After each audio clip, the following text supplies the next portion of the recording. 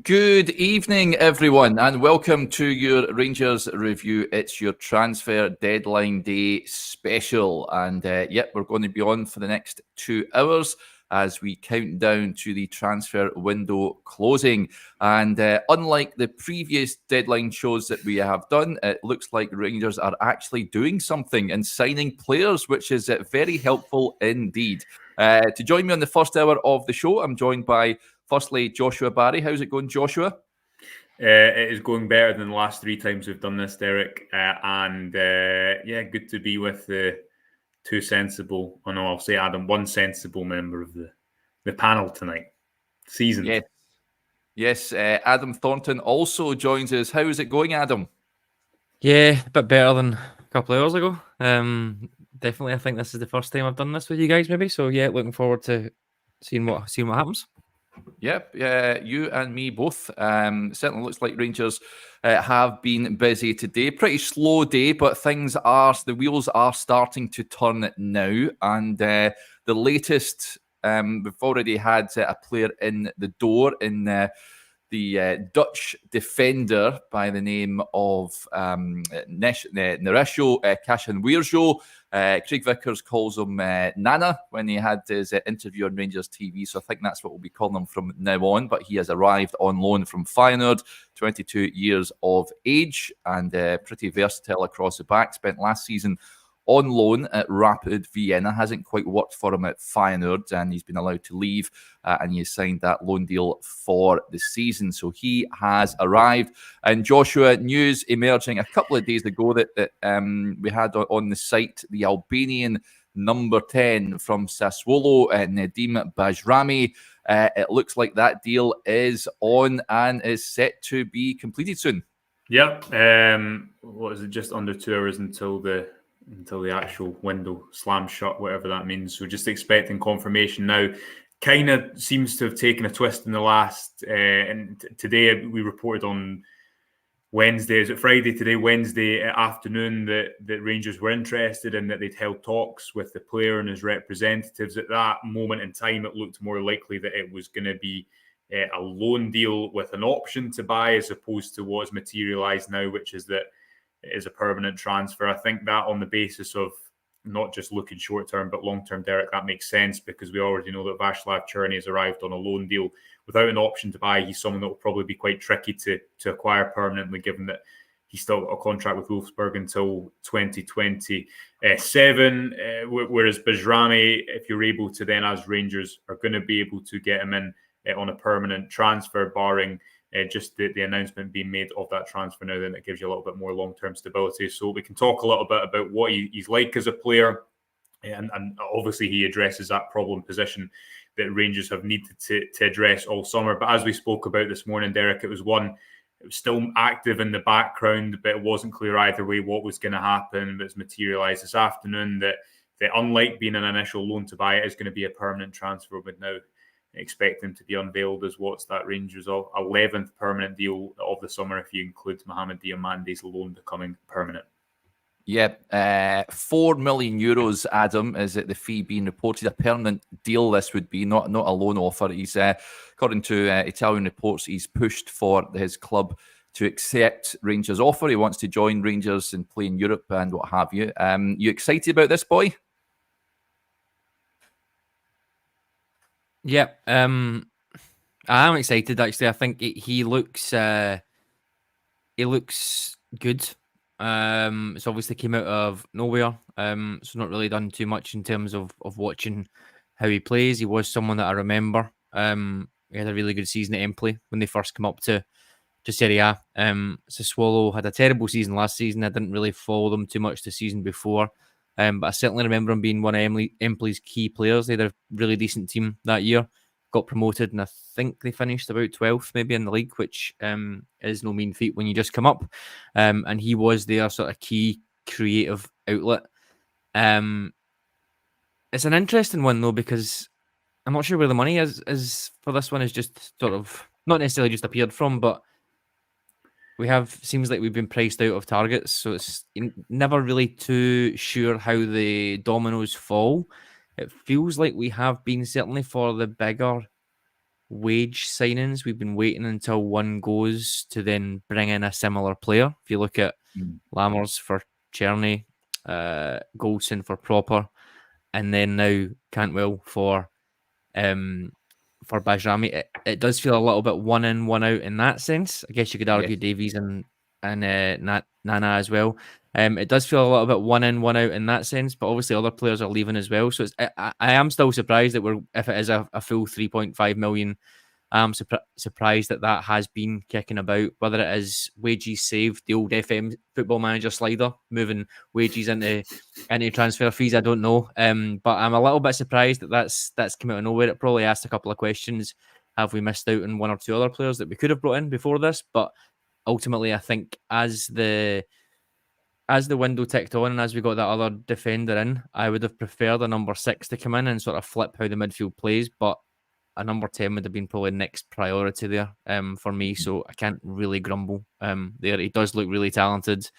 We'll see how he does. He obviously scored that great goal for Albania in the Euros as well against Italy, so he's got that in his locker as well, which we really need. We need more output from our attackers, more goals certainly from our attackers. It doesn't look like we'll get huge amounts of goals from maybe someone like McCausland. Say we know that Matondo can be a little bit stop-start. Czerny probably feels more of a creator than a goal scorer, so the burden does fall on the strikers mostly. So if we've got someone in the number 10 who can pop up with 10, 15 goals a season, that'll be huge for us. Yeah, it certainly will be. Big thanks to Charlie, incidentally. She just donated to the channel. Thank you, Charlie. That is very kind of you for doing just that. Helps us a great deal here at the Rangers Review. So thank you for your support. I'm excited about this boy, Joshua. I think, as Adam said, he did well for Albania at the Euros, but starting for a really poor Italian side, it's fair to say. There's a question that came in, what position does he play from day in the life? At number 10 predominantly, so I can see him being that sort of player. We know that Clement does like to play with it, the number 10, Joshua. I was concerned that if Rangers never brought someone in with legs that would be able to play in that role, then Rangers would struggle this season. I know he's elected to use Tom Lawrence more often than not, but you simply cannot start him at Parkhead on Sunday. I know Mohamed Diamandi is pretty versatile, can play in that role, but this is a guy that you're hanging your hat on. Of course, there is still time to go until the window shuts, but Yanis Hadji is still a Rangers player. Big question marks over what is going to happen with him if he's still a Rangers player when the window closes. But Bajrami is that number 10. You wanted the number 10 in, and he looks like he could be the answer.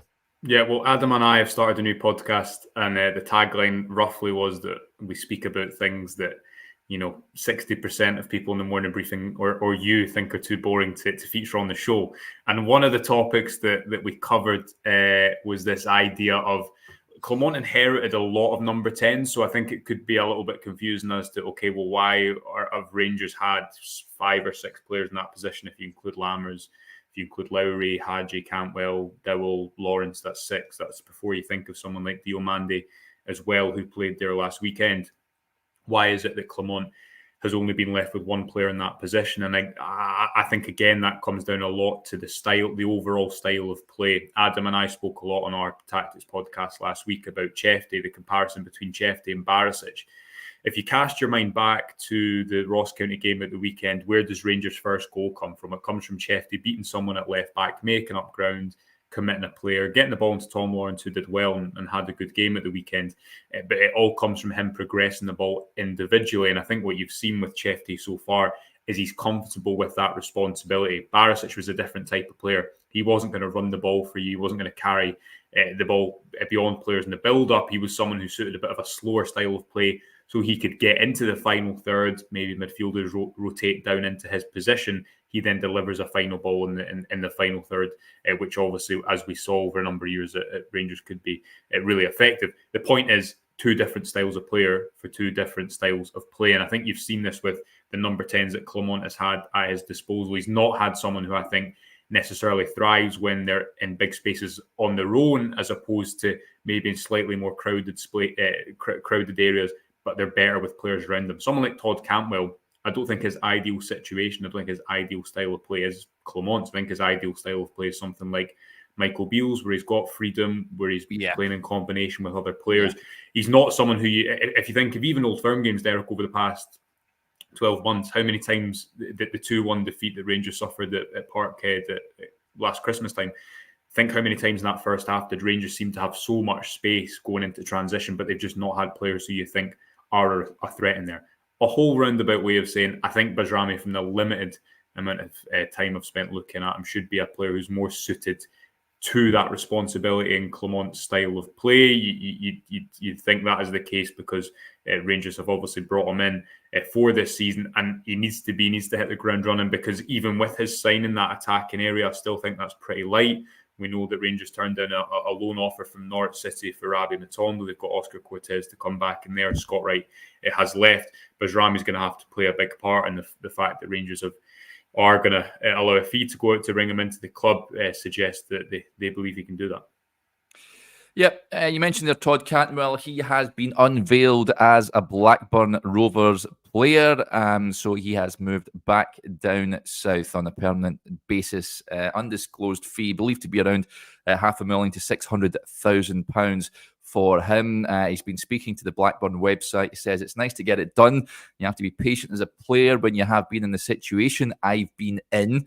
So he said, he continued, I had a few to pick from in terms of teams, and this felt right from the moment I spoke to the manager.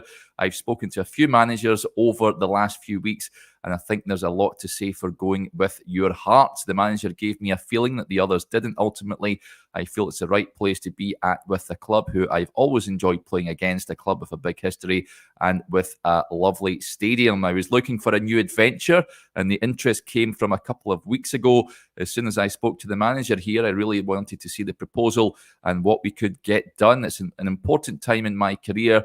There's a lot of noise around me, and there are a lot of things that I want to show. It's a very respected league, and there's not many easy games to play in, which is exactly what I'm after. I want to play as well as I can for as long as I can and show everyone the real me. So Todd Cantwell departs. Adam, sad to see him go? Not sad to see him go in terms of attitudes, application, wanting to be here, all that sort of stuff. But anybody that says Todd Cantwell didn't contribute last year just isn't. It's just not factually true for me. He's got a very high number of goals and assists in a team that we know struggled to score goals and assists. I would have kept Cantwell out of all of the number 10s that we still have there, to be honest, if we could. But obviously, it's not all about football. And I think that plays a part in the fee that he's got as well. I don't agree with, I guess, how it's difficult with Cantwell, because if it is effectively refusing to play for B team or anyone, then there's not too much the manager can do. But being so public with it, I think, as Clement did, and it was Clement that brought it to the attention, being so public as he did has probably hampered the value. There's absolutely no way Rangers should be getting 600, 500k for. Do you think you should have done that then, Adam?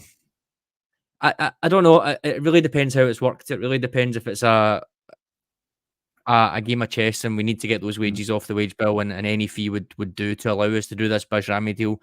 I don't know. It's tough to see how it's went. I think it's been clear since basically the manager's first game when he hauled Cantwell off after inside half an hour that he's maybe not 100% fancied him, or they've not really got on. I was probably expecting him to be sold, but I have to say that the amount of money, that's just miles off for me. Todd Cantwell should be £3 million at least for me in this window. But ultimately, whether people pay that is another point. They can only, the market is what the market is, but I don't think the attitude and the application and the whole rigmarole around it has really helped. You also need to factor in as well, Derek, this is the second time that's happened that a team has given him away in 18 months. So I think there's two sides of it. A player of Cantwell's ability, even the season that Cantwell had at Rangers, I think he is worth 3, 4, 5 times what we're getting for him. But it could be the way it's been handled, it could be the player, it could be the history that he's got there, that his attitude and application has always been in question for Norwich, for Bournemouth, across a couple of different managers there. And now here again, it could be that's just the way that it goes. So happy enough to get the wages saved on it. I guess hopefully there's a bit of a sell on in there as well. And if that pays for Bajrami, who can come in and actually wants to be here and can offer what we need, then fair enough, I guess. But it does feel a bit light to me. Derek, the thing to remember with this as well is that it's not only a very similar situation in how Cantwell came to Rangers, but it's also a similar situation that Rangers effectively got him for almost nothing in terms of an actual transfer fee when they brought him to Ibrox. What was that, 18 months ago? Now, I agree with Adam. He did contribute. I don't think the style of play under Clement suited him as well. I think he's clearly a player who needs a settled environment and probably needs a manager to have a certain way with him. And when that did happen at points in his Rangers career, he is a player that has quality. The difficulty is that we had injuries last season as well. This summer, I think, was always going to be a case of, is he going to kick on under Clement and maybe adapt to some of the things he doesn't like in that style of play, or is he going to go and seek a new adventure? Because he is now, 26, and he's had a few really inconsistent years in his football career. He clearly is a player who has individual quality. He is a player who should go for more money. Unique circumstances in the way that it was revealed, but also unique circumstances in that it was a player who had handed in a transfer request and wanted to leave the club. It wasn't a situation where the player was perhaps going to stay or perhaps wasn't going to stay, which I think dictated that to a degree as well. But I agree with Adam, in a different time, in a different circumstance, he should be worth more money, especially in those first 6 months at Ibrox. She thought that he was someone Rangers would build around for the next few years, but again, ties into this overall discussion we've had so often this summer. When you have a change, an environment that changes every year, when you have a style of play that changes every year, when you have a manager that changes every year, and above that as well, executive level, when that changes so consistently as well, sometimes the stability that players need, whether for better or for worse, in this situation, whoever the blame falls to, that just doesn't happen in situations like the summer incur.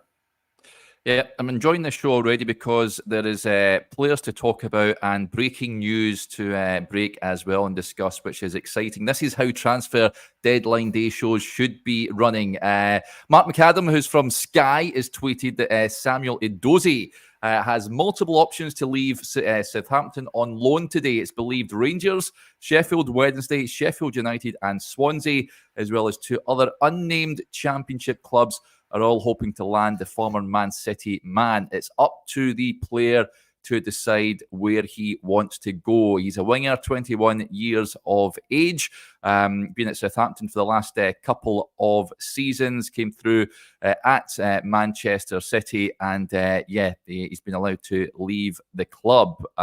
Played for England's youth teams from under 18s through to under 20s. Samuel Edozie, Adam, is that a player you would welcome at Ibrox? Yeah, absolutely. I watched quite a bit of Southampton last year, and he is very good. Like you said, you kind of know what you're getting, I guess, with a kind of Man City wide player. He is that archetypal winger for me. Really direct, has a trick, has played a lot for Southampton. I can't even begin to imagine what a fee would be there. I'd imagine that would just be a straight loan, but that'd be a really interesting one. He's 21 years old, I think, still one of those guys that can play probably in any of those 3 positions, but certainly we'll be able to play on both of them. He's right-footed, so obviously with Clement, you would imagine he's going to play off the left-hand side. But yeah, that's a really interesting one. That's that could be something. I think for me, Shea Charles at Southampton was one that I would really like to have seen us having a look at. I know he was linked with Celtic on a bit of a loan to buy as well, with Flynn. Is it Flindowes or Finley-Dowes? Flindowes moving to Southampton. Thought it might have opened up a little bit of a space there. He's a proper central midfielder, so I think that's a priority for me. He's a central midfielder, but listen, I'm not going to argue at 9:20 on deadline day with good players coming into the club. If Edozie is one that we could do and we can beat off the competition on him, then I think he could be a really, really interesting one as well. The only thing on Bajrami, to be a little bit negative potentially on him, and I know I've not watched him play, but looking at some of the data and the graphs and all those things that me and Josh like, some of the off-ball stuff isn't ideal. In fact, it's pretty horrendous. Like, number of defensive duels, number of interceptions, number of defensive actions is like the lowest in the league in Serie A, which when you're the worst team in the league as well, or one of the worst teams in the league, and your team is doing a lot of defending and you're still not doing very much of it, and what you are doing isn't that successful, it's a wee bit tricky. But again, it is just a completely different skill set when you're playing for a bottom end of the table team. Doesn't matter whether it's one of the best leagues in the world versus ours. When you're playing for a team down there and you don't have a lot of the ball, it just might not be your skill set. So I know we don't want our number 10 to necessarily be someone who is more of a out of possession guy than an in possession guy, but I just think there might be potentially a bit of a concern there. But like I said, I've literally not watched a minute of him play outside of the Euros, so it's not something that we can really say for definite. But in the interests of being fair, yeah. Blue Bells are Blue says he's an attacker, not so concerned about his defensive attributes. Joshua, I'd imagine you've seen this chart that Adam is talking about. Is this a concern for you, perhaps? I'm thinking of Sam Lammers, who came last season from a team that struggled in Italy and never quite happened for him at Rangers. Supporters will be a tad apprehensive, of course. A similar situation happening here, perhaps. But do you have any sort of concerns with Bajrami with his defensive qualities? Adam's not WhatsApped me this graph yet, so I've not seen it. But no, listen, we'll have over, as we always do on the website, over the next couple of days, we'll have a bit of a look at them, and we always try and give a bit of an objective look at us. A club will always sign a player for reasons. Equally, how many transfers? If you take 10 transfers on average in the summer, how many do you think work? 6, 7, or on a 7's probably over positive. Sometimes transfers don't work for a number of reasons. Now, I'm not saying that that's necessarily going to be the case, but we'll have a bit more of a detailed look that will include, as ever, a bit of a look at the data, what type of player he is. What Adam, I think, is right to highlight. Attackers have to be good at defending, obviously, in any system. I think, in particular, under Clement, because it's more of a man-to-man system, and because it's sometimes his style of play, I think, can become more transitional. That's why it's been highlighted at points the fact that that's not so much Tom Lawrence's game, for example, if you compare him to other players. Again, to go back to that Chefty or Borna Barisic comparison, Chefty is someone who, if there's an open space, if there's a big area, he's obviously got the athletic qualities to go and be able to cover that. If you go back to, I was thinking about this, we've got a podcast coming out tomorrow, Derek, a pre-recorded one, myself, Johnny and Chris, kind of previewing the Old Firm game, and we're speaking about where it's gone wrong for Rangers in certain games of tight margins. That 3-3 game that they drew, which was kind of, it was during the nosedive of the title race, wasn't it? You see, if you look at the starting lineup that day, I think, and someone can correct me if I'm wrong, it was James Tavernier, Connor Goldson, John Suter, and Borna Barisic, John Lundstrom. Who else was in midfield? Diamande and Tom Lawrence, Fabio Silva. Was it Scott Wright on the right or Ross McCausland? Was it Scott Wright in the 3-3 game, or was it Dujon Sterling maybe on the right-hand side? Someone can tell me in the comments. And then Cyril Dessers up top. Yes. Sterling came on at half-time, yeah. So I think it was Scott Wright on the right-hand side. See, when you look at a team when you look at a lineup like that, the one thing that stands out to me is there's not enough players who just simply can win duels on or off the ball, who just can dominate spaces, who, especially in modern football, which is so fast, so end-to-end, and requires athletes more than ever. I think Rangers have got away from signing players in that mould, and they had too many players who maybe leaned towards the other sides who were good technical footballers, but weren't then able to kind of dominate their zone. So they to Adam's point, they've needed to rebalance that this summer, and we'll do a little bit more digging into exactly what style of player Bajrami is over the next few days, and then try and give people a bit of a viewpoint as to our opinion. Yeah, let's get to some of the comments because there is loads coming in. First of all, big thanks to Neil McLean. He's gifted 5 Rangers Review memberships on the YouTube channel. So thank you, Neil. That is very kind of you to do so. Thank you for that. Ali Bain tunes in all the way from the US of A. So good to have Ali tuning in on this Friday evening. Adam laughing away there. We office reference there from Ali. So good to have Ali on the show. And this is Thomas McCrimmon gets in touch. He says, Adam looks like the famous singer Jim Diamond. What a singer he was, by the way. Yeah, don't ask me to sing. Don't ask me to sing. Fucking hell. Yeah, I won't ask you to sing. It's not that sort of show, but Jim Diamond, cracking singer in his day. Quantum Skyline say, Derek, what happened to the yellow tie?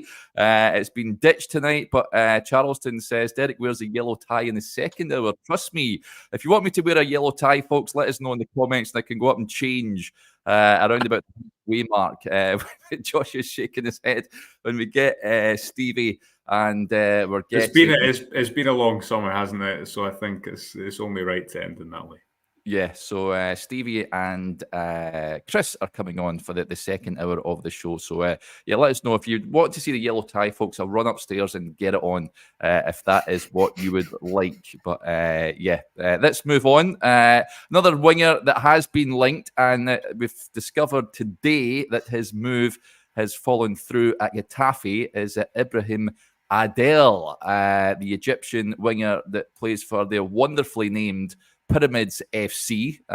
He was interesting, not only Getafe, but Leicester, Ipswich and Rangers. And it's led to murmurings.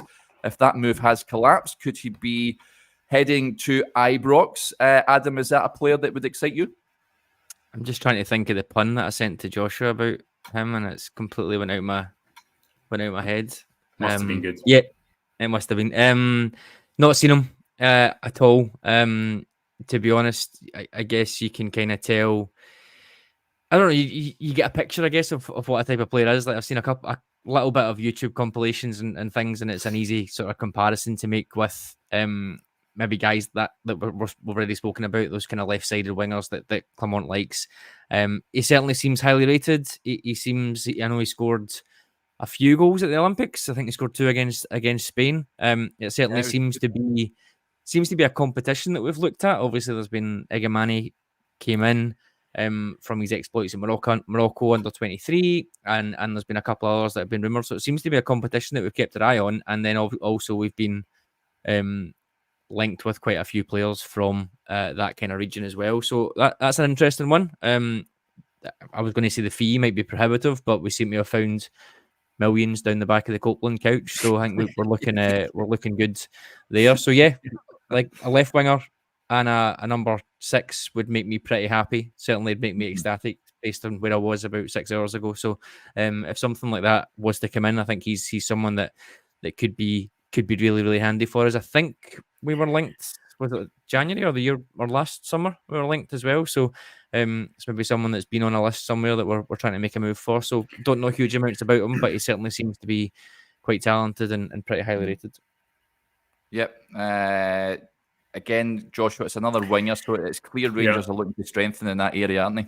Yeah, and I think it was probably important to stress is it's clear that Rangers haven't got all of their first targets by any means in this window. There's been a lot of prohibitive factors, not least the fact that didn't make the Champions League playoff, which would have released funds that would have been really valuable at this moment in time. The fact that, as well as that, I've not been able to shift players out of the door sooner than today. Todd Cantwell and Scott Wright have gone today. Yanis Hadji is still at the club unless anything's changed in the last 2 minutes where I've not checked my phone. That has prohibited players coming in as well. But Rangers are looking to different markets. Clement brought this up after, I can't remember which game it was, but when he was talking about Shefty and he was speaking about touching up on a little bit of the new markets that Rangers are trying to recruit in. It has been something that I don't think they've done enough of really at all in the last few years, where they've looked to go to untapped markets instead of just going to the English Championships, the English Championship. They need to do that because they need to find value and they need to become a club that sits in the middle of big leagues, because they're not. You look at the money that's been spent even in League One in England at the moment, it is just on a complete other planet to what Rangers have to spend at the moment. It's in keeping, consistent with the type of markets that Rangers have looked in this summer. And yeah, it remains to be seen what happens with that. The remaining hour of the window, because your face looks like you've just got an interesting text.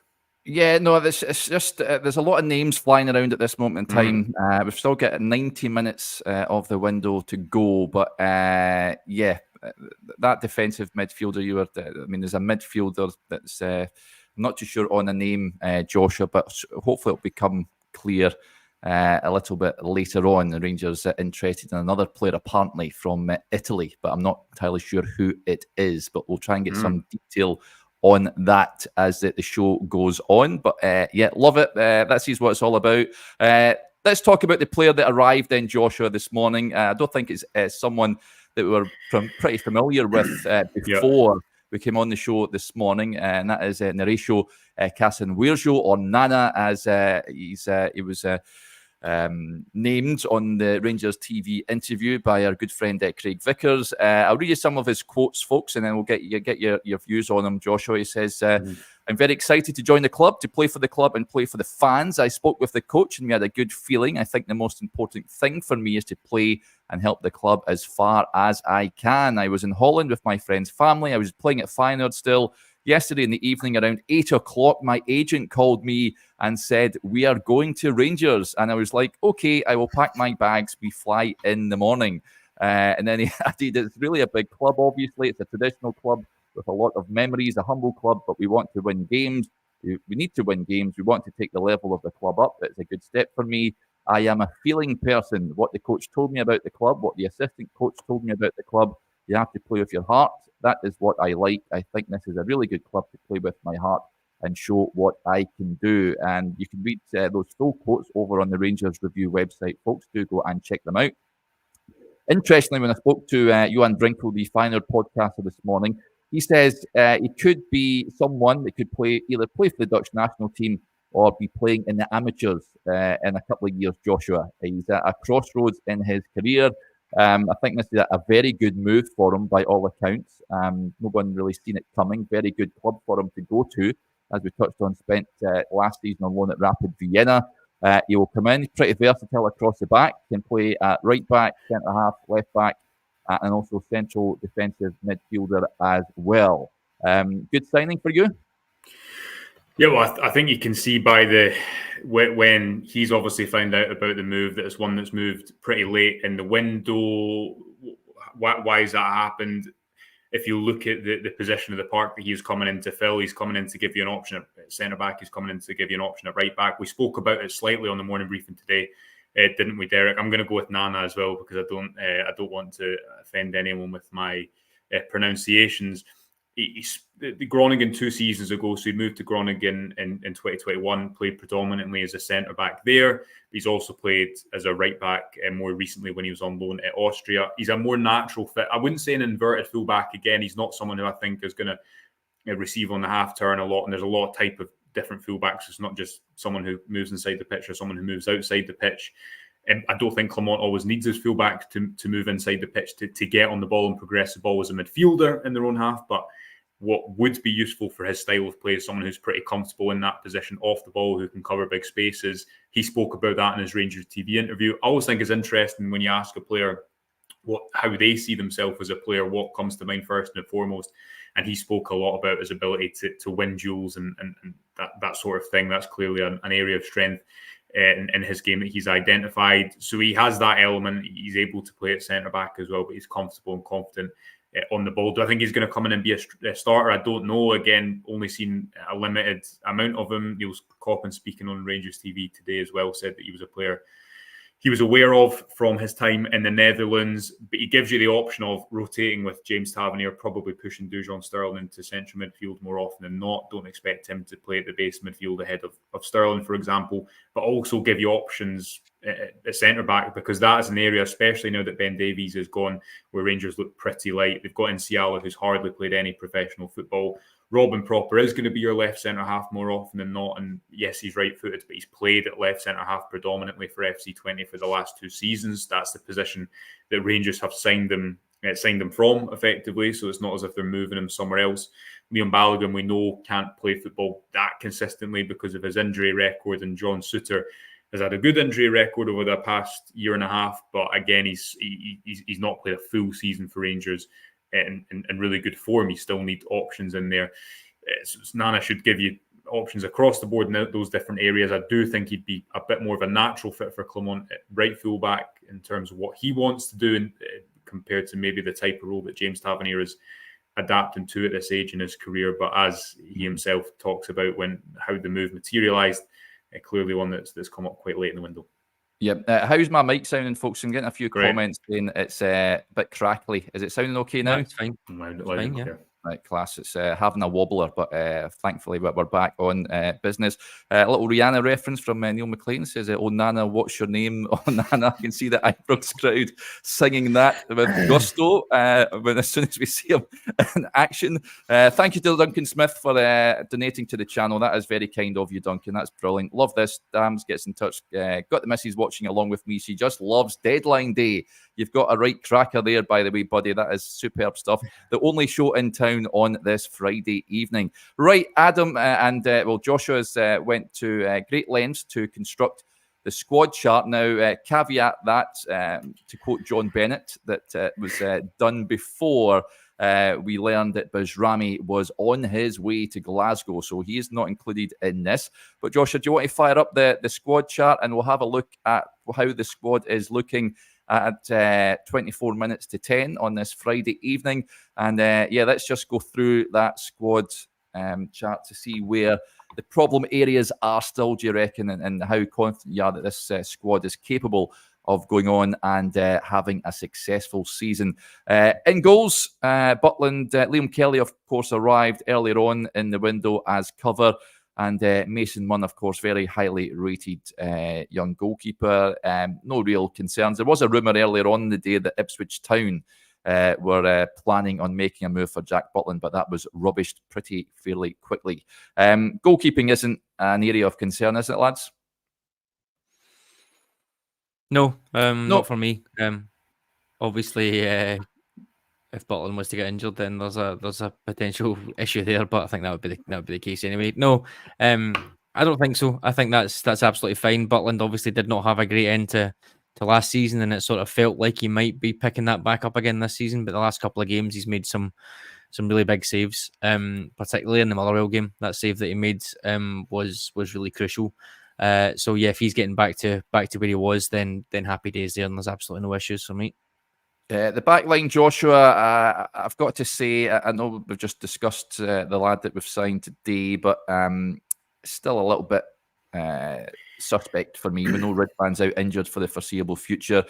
Leon King and Adam Devine, I've got to say I'm surprised they're still here. Whether they get moves before the window shut remains to be seen. But the back line for you, I think, well, certainly for Sunday, you'd like to think that, well, Robin Proper is fit to start and John Souttar would partner him. But do you have any concerns about that back line? James Tavernier is another one, I think, that we were all sort of thinking he would move on this summer, but he is still here and will be a Rangers player, I'd imagine, unless something miraculous happens between now and the window closing. He'll still be a Rangers player.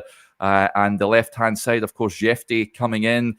Robbie Fraser handed that new deal at the tail end of last season.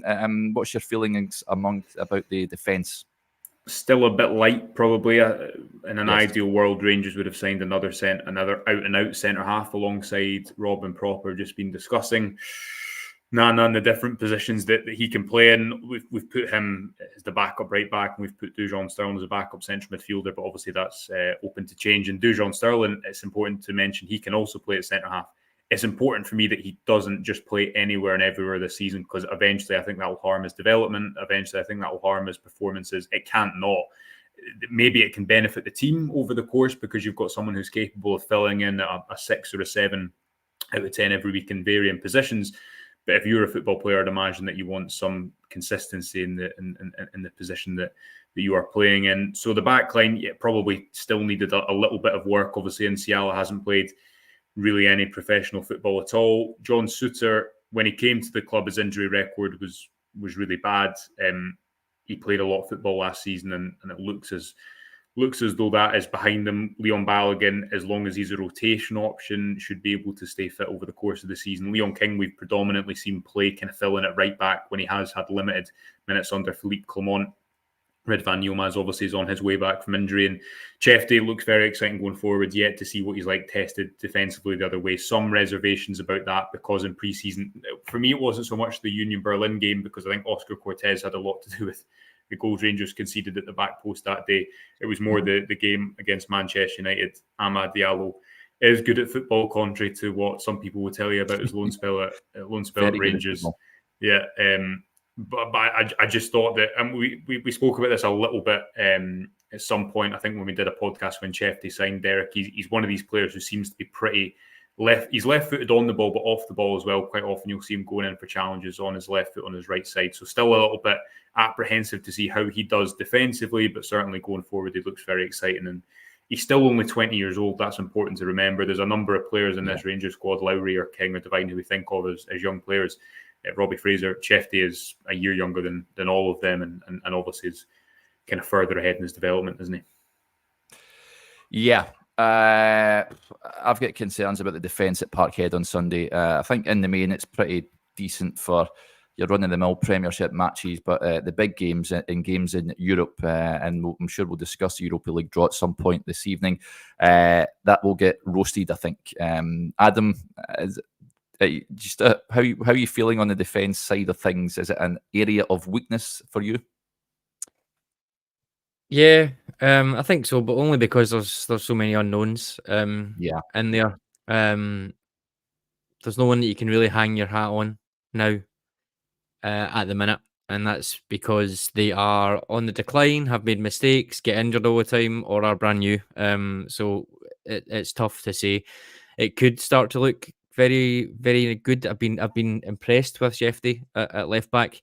I don't see the defensive issues. If we're basing it on 20 minutes in a friendly, and that's it, then it's all a bit strange. I also really struggle with the let's just move him to left wing thing. I get you can play.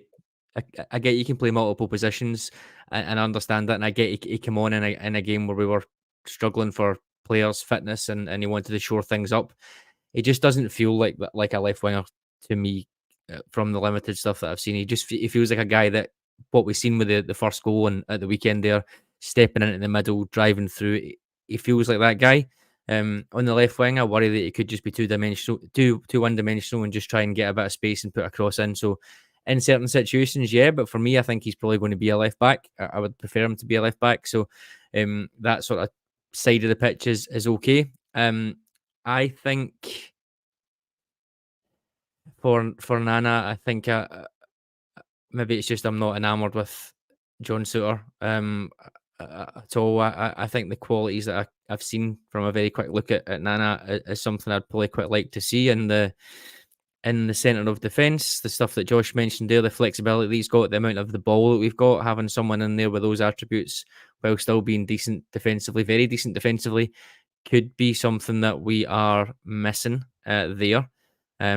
Obviously, minutes on the right are probably going to be limited, as much as everybody will be furious about that. So I think his best chance to play might be in that right centre back position, and it's maybe something that I would like to see. So maybe that changes things a little bit, because he then goes in there and it maybe looks just a little bit more bulky. You've obviously got Sterling as well, as Josh said. So I think in theory it feels a bit haphazard and a bit not too sure, but if everything goes to plan in there, and two or three of them look like they will be solid players moving forwards, then I think it looks just about okay, maybe a little bit better. Midfield, Joshua. Connor Barron's came in, signing of the summer so far for me. I've been very impressed with him, and he is a young lad. He will get better. Nico Raskin suffered that ridiculous injury against Ajax, a really uncalled for challenge on him in a pre-season friendly. But fingers crossed that he'll be fit and available for Sunday for the trip across the city. Kieran Dill's still here, which I've got to say I'm surprised about. Bailey Rice is just a young lad we haven't seen much of. I know he was on the bench at the weekend. Mohamed Diamandi, of course, big player for me. And it'll be interesting to see where he plays. You said this morning that could he be deployed in that number 10 role on Sunday? I think I would like to see that, to be honest. Dujon Sterling, you've got him in the midfield. I think he's more of a, I think with the arrival of Kasanwirjo, maybe that is, as you touched on earlier, with one eye on moving Dujon up and being a midfielder more than anything else. And Cole McKinnon, I think, will contribute at various points throughout the season. But the central midfield area, are you pretty satisfied with that, or would you like to see it strengthened before the window closes? Well, yeah, we're drastically running out of time to use that line, obviously. Rangers, still need a number 6. I think they still need an out-and-out number 6. Connor Barron, I agree. He's done really well since he came into the club. Looks like he has the ability to. The thing that stood out to me so far, he passes forward a lot, and that's maybe a slightly cliche thing to say, but he's not someone who just is safe side to side. And quite often, I think when a new Scottish signing comes into a club like Rangers, they can be overhyped a little bit. But I think Barron's merited that. I think he's taken on responsibility. He's been available really quickly and right from the start of the season in what is a difficult position, because you're taking responsibility a lot, and he's taking the ball in a lot of dangerous areas. So I think he started well, and it looks like he's going to be able to sustain that over the course of the season.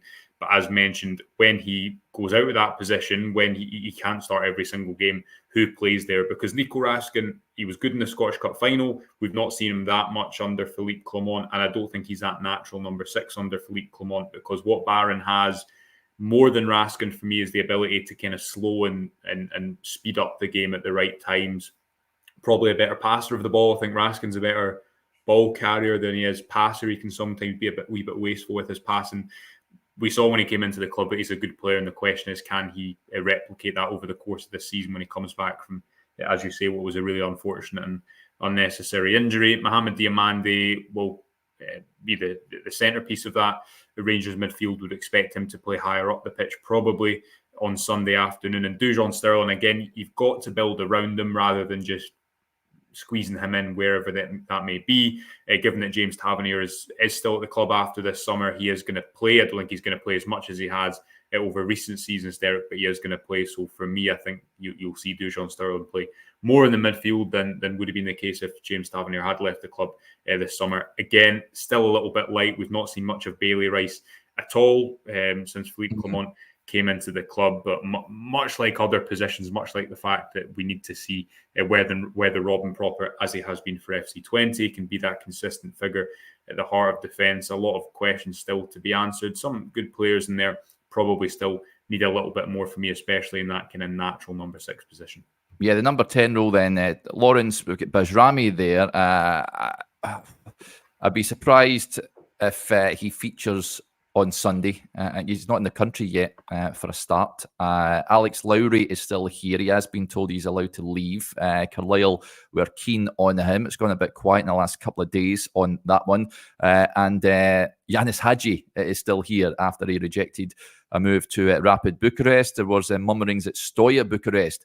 Were keen on him earlier on in the day, but as it stands right now, he is still a Rangers player. What do Rangers do in that number 10 position, Adam? The likes of Lowry, Hadji in there. Tom Lawrence is there, of course. Bajrami, as we touched on earlier on, will come in and I imagine will be the number 1 choice in that number 10 role. How do you feel about the overall options in midfield? Again, similar. Well, for the number 10 role, it's probably similar to the defence in that there's a few things in there. Again, injury, age, not potentially wanting, not someone that we maybe want to be here, are all the 3 options there. But with Bajrami coming in, you would imagine first pick in there. If we get past today and Yanis Hadji is still with Rangers, I know the Turkish window is open a bit later, as is Saudi, as is 1 or 2 others. Greece, potentially. Holland's on Monday. Holland's on Monday. But if we get past the international break, saying Hadji's still here, he absolutely has to be integrated back into the team. There's no way for me, if a deal is done, I'm not saying that we just turn around and give him whatever the money is that he's owed. If we don't think that's the right thing for the club, we have to be selfish with it. But if there's a compensation that can be done, if there's a deferment or a renegotiation of his deal on the same contract length but reduced terms, if he's really keen to stay even for a year, we have to do something like that, because we can't. Yeah. I don't think Hadji is the answer, undisputed, but do I think that Hadji would offer something to the team? Yeah, potentially, at the right deal. So if for whatever reason, and if I was him and his agent and my agent came out in June and said there's absolutely no chance I'm going to sell this guy, I'd be getting a new agent personally, which I think is something that's just been overlooked a little bit. I'm like, well, okay, well, that's literally your job, mate. What do you want me to do about it? So I would be a bit annoyed about that if I was him. And obviously his dad coming out and saying he's the best player here and he's the best player there. Well, the fact that the only offer you've had is $6,000 a week in Romania doesn't really tie in with that. So that being said, he is still a Rangers player. He is still an asset.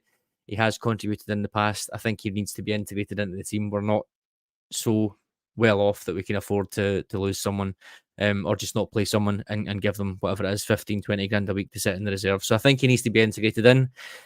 The rest of the midfield, I kind of agree with Josh 100% what he said there. A number 6 was huge. Part of me thought maybe Clement doesn't really want to play with that sort of number 6 playmaker that I think we need, but then he did go for Juan Jordan, who would be that guy. So I'm not sure. If one doesn't come in, I would really, really, really like to see Bailey Rice given opportunities in there, because there's absolutely nothing to lose from it. If there are situations, and hopefully there are many more, like Ross County, where we're 2-0 up at half time, 5-0 up with an hour gone, I really don't see the big deal with bringing in someone like Bailey Rice and letting him play that number 6 and getting up to speed, and then potentially looking to get him in for some home games that we think we might have a lot of the ball in. If we don't get someone else in, I would hope we turn it into a positive and start to do things like that, because I think just to see what he's like, I think that would be quite crucial. I think overall, it's maybe not the quality that we're expecting just now. I think that's safe to say, but I think there's quite a nice spread of attributes and ages as well. Even, I mean, you look at the midfield, and obviously we've got Dowell and Lawrence in there that we probably would like to see leave if we could, but they're a little bit more experienced. They've played elsewhere. Lawrence is a little bit older, but then everyone else is kind of young. But there's young players in one position, then there's very young players. It's a nice little mix of skills and profiles and ages in there. So it looks pretty well balanced. The question is, can Raskin stay fit? Can Lawrence stay fit? Can Hadji stay fit? And can they contribute and help out Barron, Diomande and Sterling? Because those 3 players there are the only 3 that to me look like they are 100% ready to go in there, and you've got 10 names in the middle there. So I think that's the big thing. Can some of those players contribute and grow as Rangers players and do what we need them to do? Interesting stuff. Okay, the wingers then. Oscar Cortez has arrived permanently, on that season-long loan from RC Lons, pretty much like the Diomande deal that they did in January time. Rabbi Matondo is here and in a bit of form as well, staking a claim to start on Sunday. Václav Černý has arrived on loan from Wolfsburg, and Ross McCausland on the right. Now, we've just touched on Rangers, of course, being linked to a whole host of wingers over the course of the summer. Whether they can strengthen in that area, I think they're predominantly looking for a left-sided winger more than anything else. If they can get someone else in, Joshua, would you feel more comfortable about the winger situation? Yeah, I mean, Oscar Cortez is good. It's just whether he can... Injury prone. Well, so far at Rangers, he has been... This is a player that when he came into the club and he arrived as one of the most exciting young players in Colombia, Clement has said twice now that the injuries he suffered have been due to kind of freak. The one at Kilmarnock, he called it a freak injury that required surgery. The one that he suffered at Tynecastle on the opening day of the season, again, he said that was due to a unique way that he landed. That may be the case, but equally, if a player suffers 2 of those injuries in the space of a year without playing much football, then people are going to ask questions around that. I think he's a really good player. He can also play on the right-hand side. That's something that, in particular, last season, we didn't see that. I think the plan was at points to use Oscar Cortez on the right-hand side, where he's played a lot for his national team under 23 level, and Abdal Sim on the left-hand side, but obviously that never materialised due to injuries. Rabbi Matondo can play a bit-part role. Remains to be seen how consistent that can be. Václav Černý, he started well. He's not... After he scored that goal, he's maybe not kept up the goals and assists, but while he's still very much building up speed, and remember, he's only trained something like 5 times before he even made that second appearance for Rangers against Dynamo Kyiv when they were knocked out of the Champions League. You can see what he is going to bring. His last season in the Eredivisie got really good numbers. It's a case of trying to build him up to full fitness. And Ross McCausland played a lot of football last season. I'm sure he'll be keen to try and replicate those minutes to a degree, whether that is more of a role off the bench or not. I thought he made a positive contribution off the bench against St Johnstone a couple of weeks ago. Still, again, probably if you're being greedy, you want one more option in those areas. If you can keep Cortez and Černý fit for the whole season, if you've then got the option of Matondo and McCausland with a little bit of flexibility and other players, as Adam's saying, you've probably got a lot of different profiles, a lot of different options in those areas. Again, though, a lot of unknowns because of Cortez's injury so far, Derek, because of the fact that we've seen what Matondo can do, but only in flashes, and Václav Černý obviously is quite young into his Rangers career. Expected to be Černý and Matondo at the weekend against Celtic, and you'd be happy with that, Joshua? We'll see if they can make. I think they're a more natural fit than what Rangers were using last season. Again, the cup final, Dujon Sterling, a converted right back, and Fabio Silva, a forward, not a left winger. The type of game that this Old Firm game will probably be, especially at Parkhead, compared to that Scottish Cup final of Celtic, are more aggressive. There's going to be space. Matondo, it can be effective in space, can't it? We've seen already that Černý is a player who has a lot of quality and gives you a natural fit on that right-hand side. So you're probably going into the game with more natural players in that position. But again, Rangers haven't had big players to step up in that game, and that's where the reticence will come in heading into Sunday afternoon. But I think it's fair to say that they'll go in there, at least they'll go into the game with two wingers, when, again, you look back to the Old Firm game a few months ago at Hampden, they were going into the game with a converted number 9 and a converted right back. Interesting stuff. The forward line then, Rangers going with Cyril Dessers, Danilo, who's just came back from a long-term injury, Hamza Igaman, who we hope to see sometime soon. We haven't been able to see him yet. And young Zach Lovelace as well, which many people may have forgotten about also. Dessers is in great form just now, and let's hope that continues. I really want to see him bang one in at the weekend. But that aside, I don't think we envisaged Cyril Dessers like James Tavernier, Adam, that would still be a Rangers player perhaps come the close of the window. But it is an area of the pitch that I felt that Rangers did need to bring in another number 9. They haven't really done that. Is that something you think they should have done? I guess you can only do what you can do, and if that bid for Dessers that came in is one that they thought was acceptable, but the player didn't want to go and fight for his place, then you're kind of limited a little bit there. But you can't argue with Dessers. I think the goals that he scored last year and the goals that he scored this year, he's far and away not the problem. I think he's done just about what you'd expect. I think last year the chat this time last year was he might be a little bit unconventional, but he'll score goals. I think that's been proven very, very true. In there, so yeah, I guess the big worry for me is Danilo. How can we get him back to fitness? He was one that I had high hopes for, the type of player that he is. It might take a little bit longer with that injury, we don't know. And then Igamani, I did a piece for you guys, which he looks loads of fun. He looks really, really interesting, really exciting. We're hearing a wee bit of snippets from him that the manager's saying that he's looking good. He's been involved in training. He's a big boy for the age that he is as well. So he could be one that might surprise a few people. So when you look at it that way, the three of them that are there, if we can get, again, 15, 20 goals out of at least 2 of them this season, then it will probably help us out.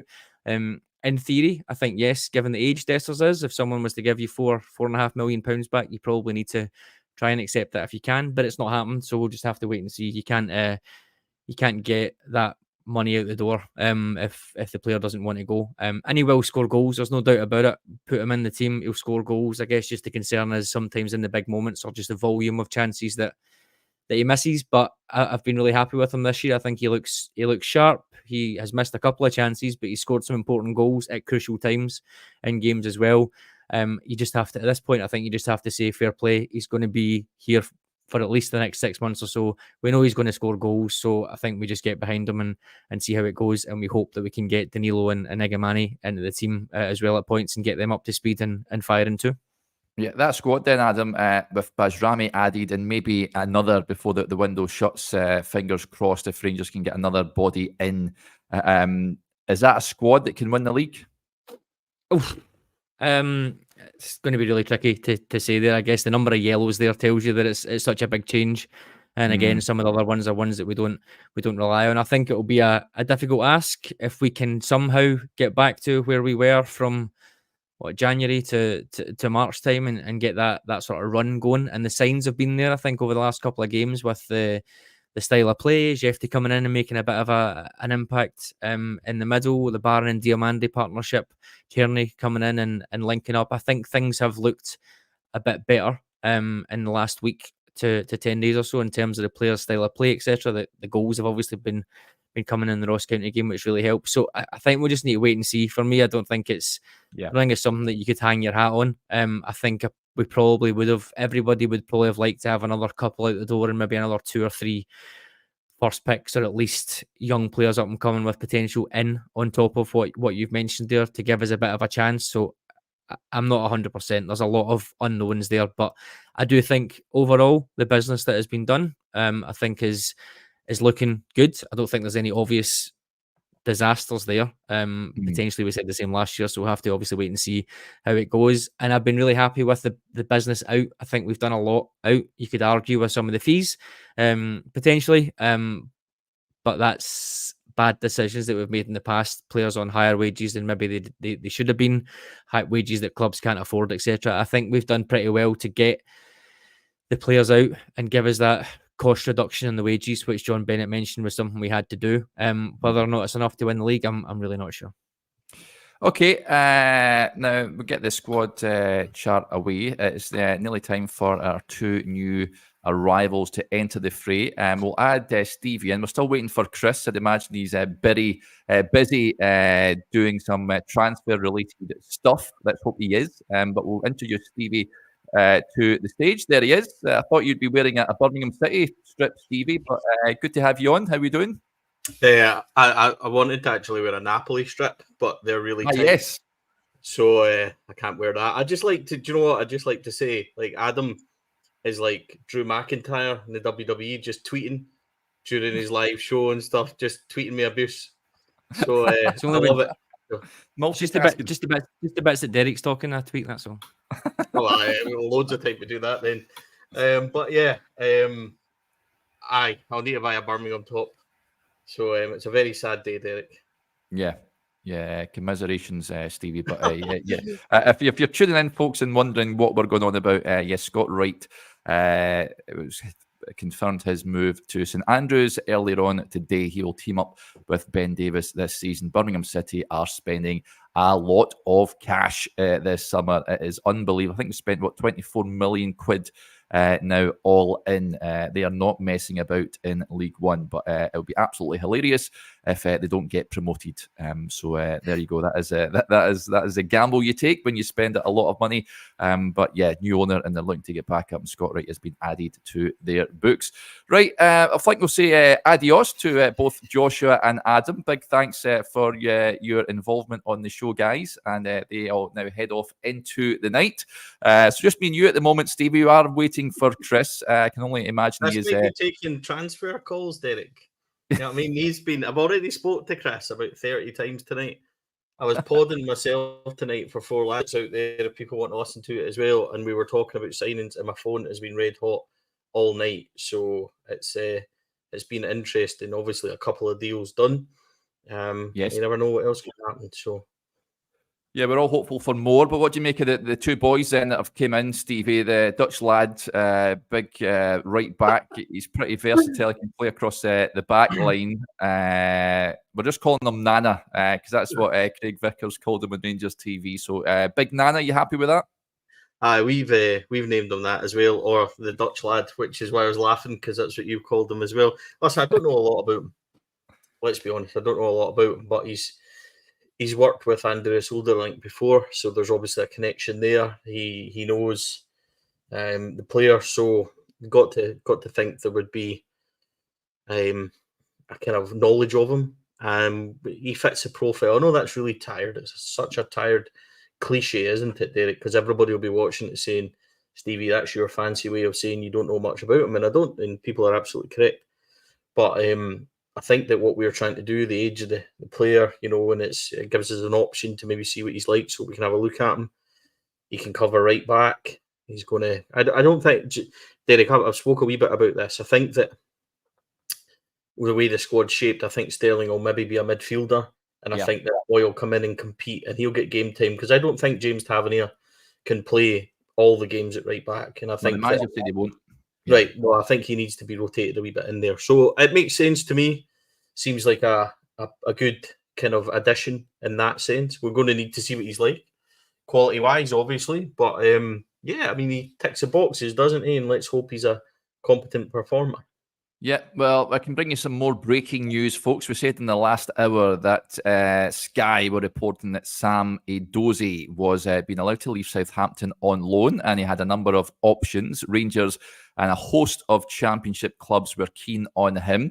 It's now been reported that he is in advanced talks to sign for Rangers on loan. So it looks like he has decided to move up to Glasgow to sign for the famous Glasgow Rangers, Stevie. Samuel Edozie, is this a player that excites you? Right. Well, interestingly, it was quite funny, and Chris will tell you, this is probably why Chris isn't here. Yes. Chris and I spoke literally 10. Oh, you're muted, Stevie. Oh, apologies. Joshua just texted me saying I had to move my camera. Right, so I'm all flustered, Derek.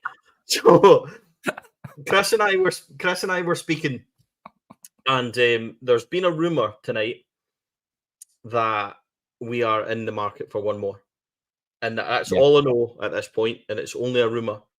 I know obviously Bajrami arrives tomorrow. That's the plan for him.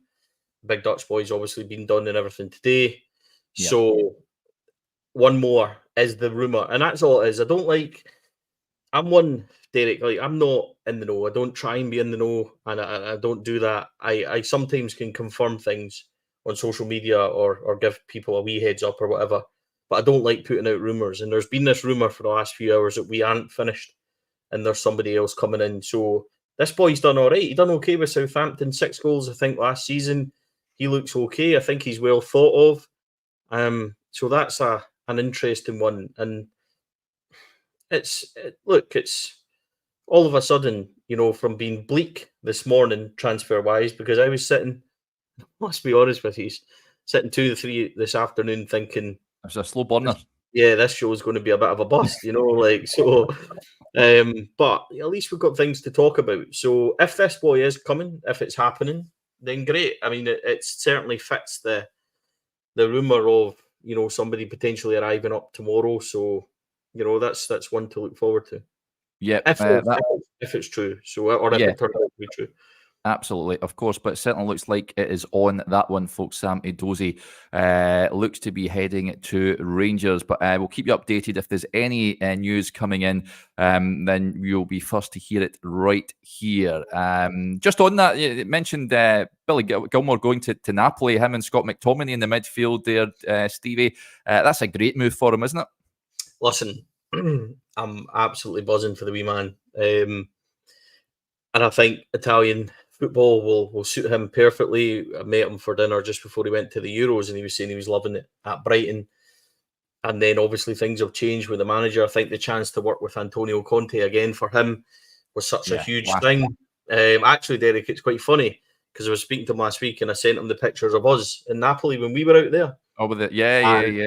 Showing him the kind of just saying to him about the stadium, and then I sent him a couple of videos of the atmosphere, and there was only, I think that was a restricted crowd that night as well, and it was crazy. So yeah, we've had a kind of chat out there. There's a Christmas lane in Napoli, but it's just full of Christmas shops as well. So everybody knows how much I love Christmas, and now I've got somewhere to go and stay out there as well. So Super. I've already booked myself in to see the wee man. But honestly, I think he'll flourish out there. I think having Scott McTominay out there with him will be a good thing. I think Romelu Lukaku signed as well, didn't he? So I think Napoli are certainly building something out there with Conte, and Antonio Conte was the first one to bring Billy round from the 18s to Chelsea first team, and I think people kind of forget that happened. I think most people kind of think it was Frank, but it wasn't Frank Lampard. He kind of picked it up, but it was Antonio Conte. So it's a great chance for him to go back out there and work with him, and it's an exciting move for us all. I'm just happy for him. It's just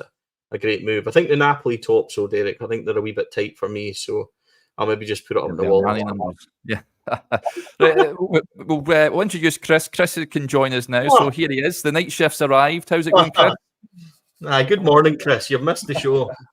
I can only apologise. Had a slight technical issue, which is why I'm sitting with the headphones in. Updated the laptop earlier on, and for some reason the speakers have gone kaput.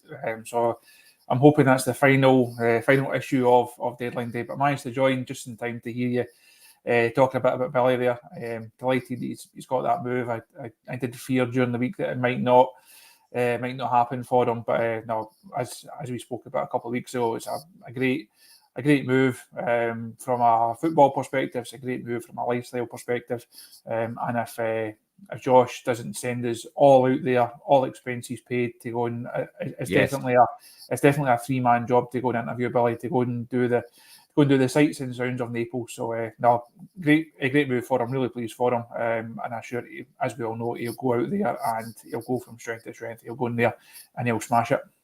Yep. Now, folk are wanting me to put my yellow tie on, so I'm going to nip upstairs shortly and go and get it, guys. But I'll leave you guys to it. But I like this. I started this from earlier on. Jim got in touch. He says, Derek, good lady and I are sitting on a hotel balcony overlooking a fantastic beach in the Algarve, watching the sunset and drinking wine. Please tell Chris to bring good news about signings. Cheers.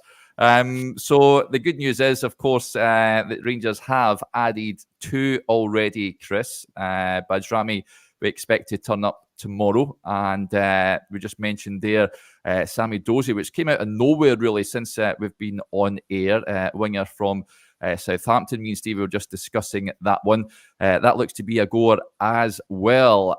Rangers pretty busy. We touched on it earlier on. A bit of a slow day to start, although the Dutch boy that came in early on, that was announced, but now starting to speed up as we race towards the deadline. It's been a busy day. It's been a long day, and even when you're 45 minutes or so from the deadline, it looks like Rangers aren't quite done yet. Stevie, as Derek shoots off in the background there, to go in. If he comes back only wearing a yellow tie, I think that's grounds for us to leave the show, and we'll just leave him to it. If that's all he's got on, that would be very, very disconcerting this time on a Friday evening. Why don't we tell people, Chris, what we've been doing like today? Because we've been chasing a lot of rumours and a lot of stories, haven't we? And we heard, I think, a couple of hours ago that obviously about Nadim Bajrami, and then we were trying to follow that up.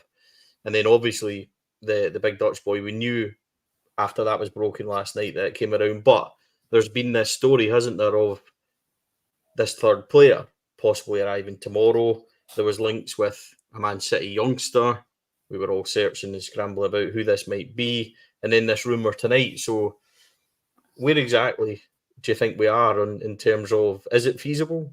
Are we going to do more business than that? And I'm just going to completely put you right on the spot. That's why we're here watching, mate. So in terms of if it's feasible, I think we have to use the old excuse, it's Rangers, anything is possible, anything is feasible. The WhatsApp has been a busy old place today. I have sent a couple of messages to a couple of people to try and see if they will stand up Sam Adozie, if that is the one. As you say, the last couple of hours there has been this suggestion that another one is close and our medical has been done, and it will be over the weekend by the time that actually gets announced. But I think we said right at the start of this window there will easily be 100 names linked with Rangers. I only wish that we had we'd actually had a note of them, because how many names have we spoken about over the course of this window, both on here on the shows, at matches, via text, via phone calls. There's just been so many different ones. I think people sometimes have the thing of you can just phone the main reception at Ibrox and you press 1 for injury news, 2 for transfers, and 3 to speak to the manager. It doesn't quite work that way, unfortunately. It's not that easy, but it's been a difficult window at times. But we're now 45 minutes from the end of it, and we're still one to go, hopefully, by the looks of it.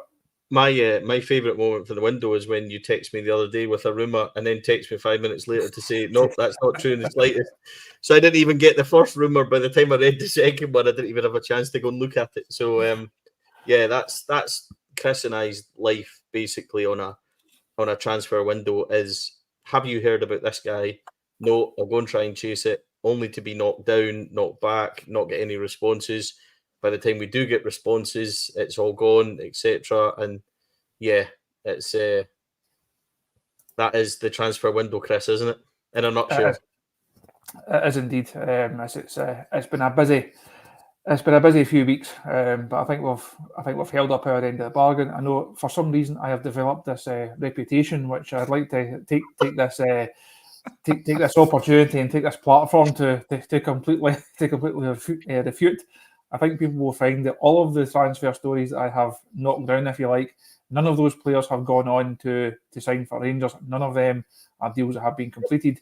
I think you'll find that's me doing my job correctly rather than looking to. I was going to say, I know we're after the watershed, but I was going to pee on everyone's chips, and shall we say, that's the job during the transfer window. Some you can stand up, some you can knock down. But I like to refute the allegation that I am some form of transfer window grim reaper.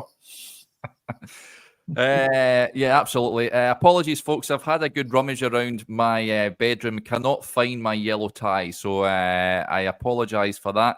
I know that's why you've been tuning in. Some folk were looking for me just to wear the tie on its own, which is a bit weird, but there you go. Whatever floats your boat. But yeah, no yellow tie, unfortunately. So we'll just crack on regardless. Big thanks to William, who's donated 5 Rangers Review memberships. That is very kind of you, William. Thank you for that, buddy. So as we sit here at just a little under 45 minutes of the window to go, Stevie, if it is just the 3, there was mumblings. There could be, I mean, other players, a lot of names being, well, not names being bandied around, but just potential that areas that Rangers may be looking at strengthening in. If it will be the 3, Bajrami, Nana, and Edozie. I think that's a successful deadline day. It'll only be a success if we are competing and winning things, and that can only be judged in several months' time, can't it? So I made the mistake of saying last summer that this was a good window, because on paper it was a good window. So once bitten, twice shy. I'm not going to make that mistake again, Derek. But what I would say is that we all wanted a rebuild, didn't we? We all said that this team was done. Rangers have put 12 out the door, and I think, when you consider 7 or 8 of them are massive players from last season, high wages, I think we've done a pretty good job of turning this squad round. The issue is going to be whether or not the quality's high enough and whether or not we've got enough. And everybody will say we've not got enough. The manager will tell you he's not got enough because he always want more. But, we're looking at a squad now that there's plenty of options.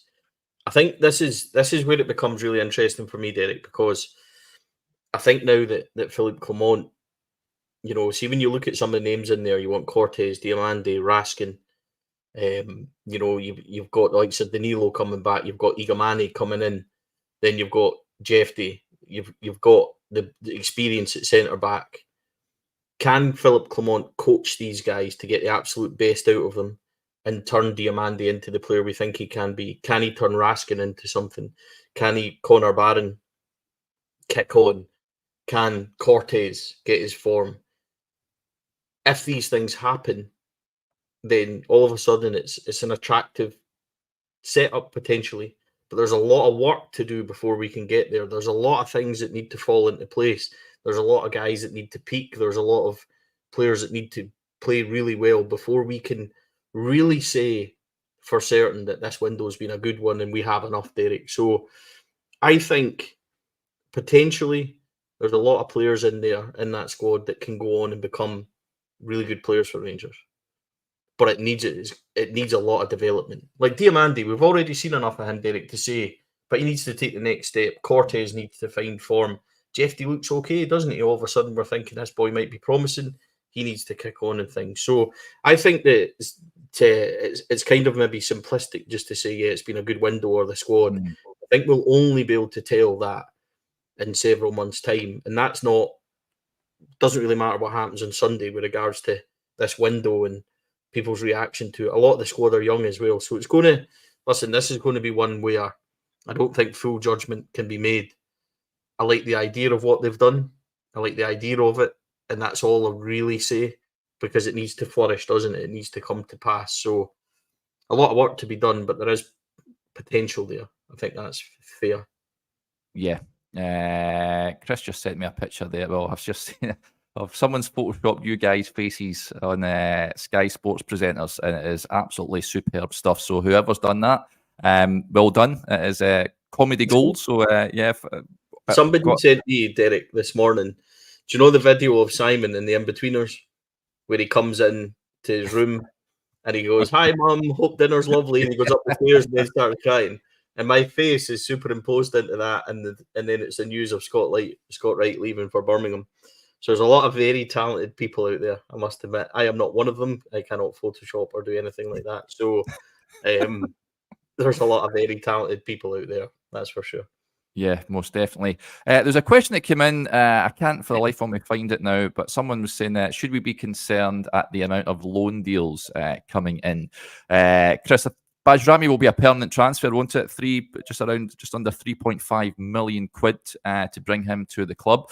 Edozie, if it is to materialise, will be a loan. And I mean, if they bring in anyone else, don't have any names just now, but if they do manage to bring in anyone else, it will be likely to be loans from here on in, Unibanjan. Is that a concern? I think it's always you try and find a balance when you're building a squad, when you're trying to assemble a team. And I think the manager, he's spoken about that balance in terms of youth and experience. He didn't rule out making loan signings. I think, as we discussed on the show this morning, it's almost at the case of you have to do what you have to do to get a squad in place. Now, we spoke on the show this morning. It looked like it was going to be a fairly quiet day. It was a fairly quiet morning, and then it's turned into a busy afternoon and certainly a busy last couple of hours. And I think that it sums up the situation that Rangers are in. It was obvious that they needed more players, they needed more quality, they needed more depth. And if doing loan deals was the best way to get them in, then I think that was just something that they had to do. I think getting Bajrami in on a permanent deal is a good bit of business. The suggestion was at the start of the week that would be a loan with an option. Understand that he's played his hand and he's decided that he wants to make it permanent. So that's why that deal, yes, it has taken a wee bit longer to get it over the line, but he wants to commit himself to Rangers. That's how that deal has then unfolded.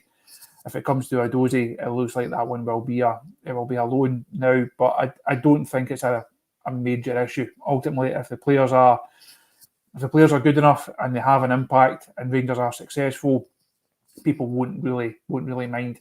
The downside, of course, is that you find yourself in an Abdallah Sima situation or a Malik Tillman situation where you become attached, if you like, to a loan player. You think he's going to be here for long term. He's going to be an important part of the club going forward. We could pay a fee for him and then sell him on.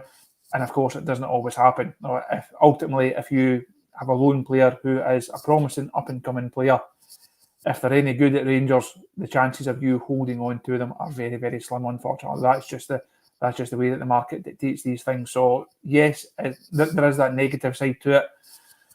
But ultimately, Rangers need as many good players as they can possibly get a hold of right now, because we still think that they may well be short, even if all these deals get done. As Stevie said just after I came on, time will tell whether this squad is good enough or not.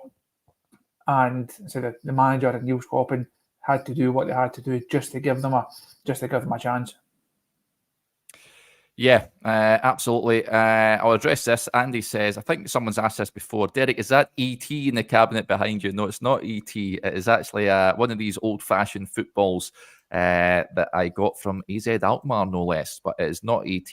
No, it might look like same colour as ET, but yeah, it is not the famous alien from the movie. So let's move on. Stevie, Yanis Hadji is still a Rangers player. It looks like he's going to be a Rangers player after the window closes. What do Rangers do with him? Use him. If you're paying that amount of money for him, then I think there's maybe going to have to speak to him and come to some sort of agreement. I think that might be clear. That might be something that we hear about. But if Yanis Hadji's here, then and we are paying for him, then why would we put him in the B team? Then it's a difficult one. If he's not part, of the squad, or he's not part of the manager's thoughts, but if nobody's picked him up this summer, is anyone really going to pick him up in January if he's just sitting about doing nothing? Could there be a deal done? Could he take could they reconfigure his contract to suit us and suit him? I don't know, Derek. It's a difficult one. I'm not sure Yanis Hadji is where we need to be. Like I've said that before, but it's difficult. Do you want to see Yanis Hadji really, in the B team and not being used? So I think there's a legitimate question there. It's a difficult one. I mean, he's surely too good to be playing at the B team level. And if we can't they put need to him sit out, at the table and negotiate here what the script yeah, is. I think they need to try and get somewhere. That's what I would say. That's what I'm trying to spit out. That they need to get somewhere that suits everybody, don't they? So I think it's one that needs clarification in the coming weeks. If Yanis Hadji, though, and he's posting it, if Yanis Hadji really does want to play for Rangers and he's ready, like he says, and he's really keen to make an impact, then I've got to think that Yanis Hadji will want to get round the table and sort things out as well. So it's going to be interesting to see what unfolds over that and how that one proceeds. But there's a lot of competition now, isn't there? Bajrami coming in his position, Tom Lawrence is there, he's there. That's healthy because that Europa League draw, Derek, is pretty. We'll discuss that. We'll get into that. Yeah, but that's going to need the squad. Was my point. So we're going to need a lot of options there. Yeah, love this. CF3 Loyal gets in touch. Sitting with Rangers Review on the iPad, Sky Sports News on the TV, and watching footage of Sam Itoze on my phone. This is heritage. Yeah, absolutely good stuff. That if you are just tuning in, folks, the done deals. Kasanwirjo earlier on is joining Rangers on that season-long loan. They've also agreed a deal with Sassuolo to sign Nadim Bajrami on a permanent basis, the Albanian midfielder, around £3.5 million for him. And in the last hour or so, Sam Itoze, it looks like he could be joining Rangers on loan. If there are any other names, then we'll bring them to you as soon as possible. We discussed in the last hour about Ibrahim Adele's move collapsing and what that could mean. But as yet, we've not heard anything concrete with regards to links that he could be moving to Glasgow. So until we hear anything,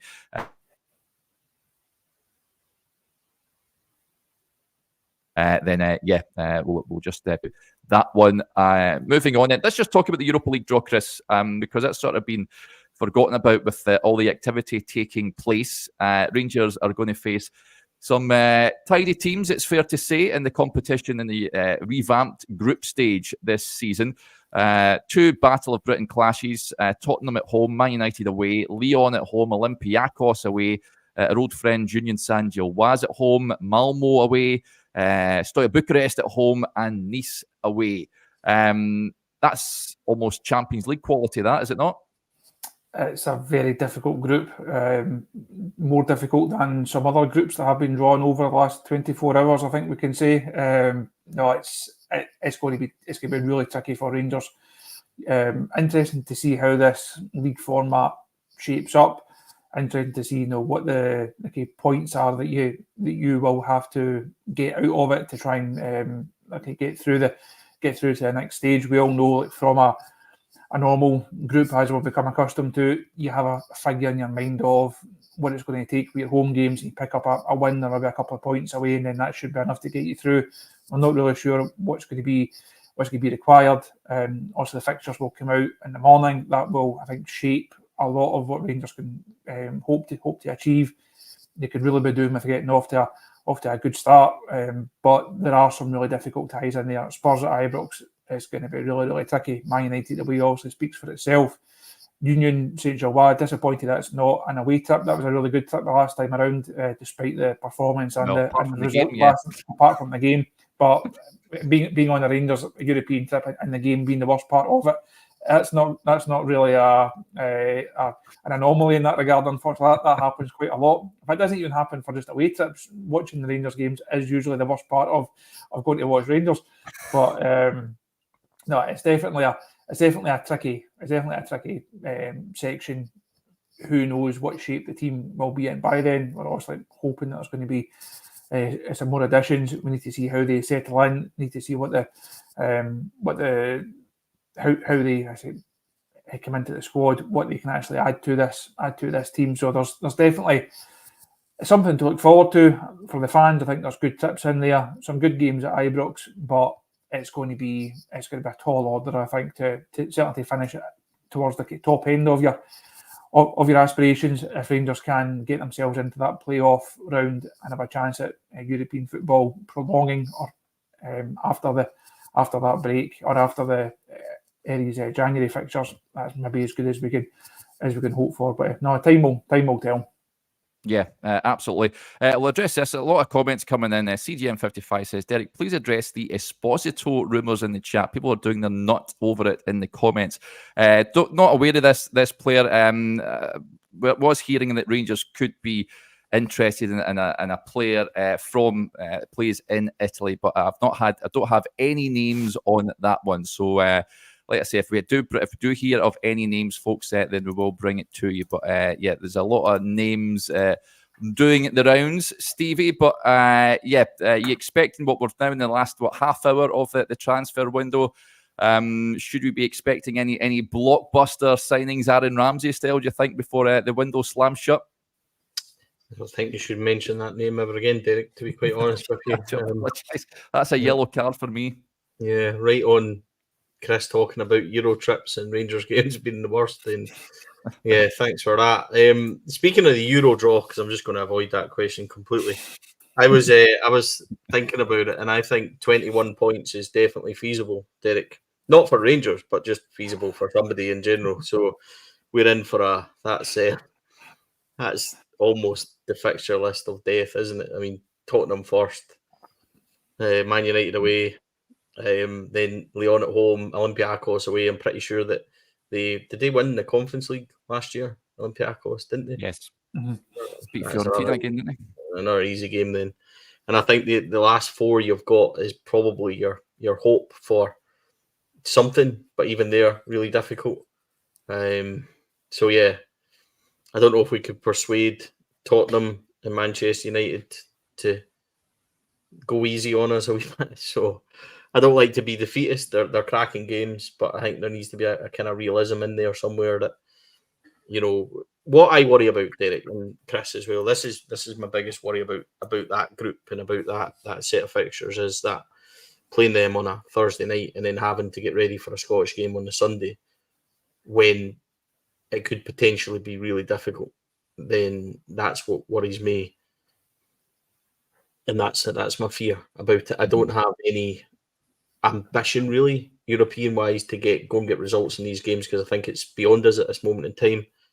But it's the effect it might have on other campaigns and other things that we're trying to do that worries me. So it's going to be difficult, isn't it? You would like to think that Ibrox would be packed and noisy for these games, but it's a hell of a challenge. Like, I've got to be honest with you, those first four games, Tottenham, Manchester United, Lyon, Olympiacos, you know what I mean? It could be 0 points, and then going into the last four, having to try and, like, it could almost be two sections you're looking at it in, and having to then try and qualify from the second four fixtures, basically. But I've just taken that news in, Derek. I've taken that draw, and I'll just park it until we need to worry about it at the end of September. That's fine. That's over there in the corner. We'll worry about that later. And it's certainly going to be a challenge. I've got to be honest with you, I can't say I'm looking overly forward to it. There's some really, really, really tough games, and the last thing you want is, you know, Rangers not to be ready for them, and we're in a bit of a transition at the moment. So I just hope that when they do come around, we're still building on form like we are at the moment. Yeah, I'm just pleased you have provided me with a European away tie that's just 20 minutes from my house. So I'll be looking forward to that game at Old Trafford. Hopefully I don't get rained on and they've sorted the roof out. But Chris, your reaction to the Europa League draw? As I said to Josh earlier on, throughout all the trips that we've done together in the last couple of seasons, I've sorted the Airbnb and you've came and kept him on the couch. I think it's now payback time, and I'll be getting a breakfast order in for the Clark household. Absolutely. So I think that the Man United one is also the one to look forward to. I'm slightly disappointed that Spurs is at Ibrox and not away. I think that would have been a great one to go to. Stevie's there mentioned that the actual fixtures will be confirmed tomorrow morning, so that the order that they're drawn in is not the order that the games will actually be played yet. So you could end up with, you outlined the 4 trickier ones and the 4 slightly easier ones. You could end up with the 4 slightly easier ones first, hit the ground running, and we're qualified before we even need to worry about going to Old Trafford. But that's perhaps a bit optimistic. I think it's a case of you go into these games, you try and enjoy them, you get what you can out of them. But I think Stevie's point of what impact does it have domestically, I think that's a big concern. You look at the Champions League campaign under Gio, it's that had a big impact.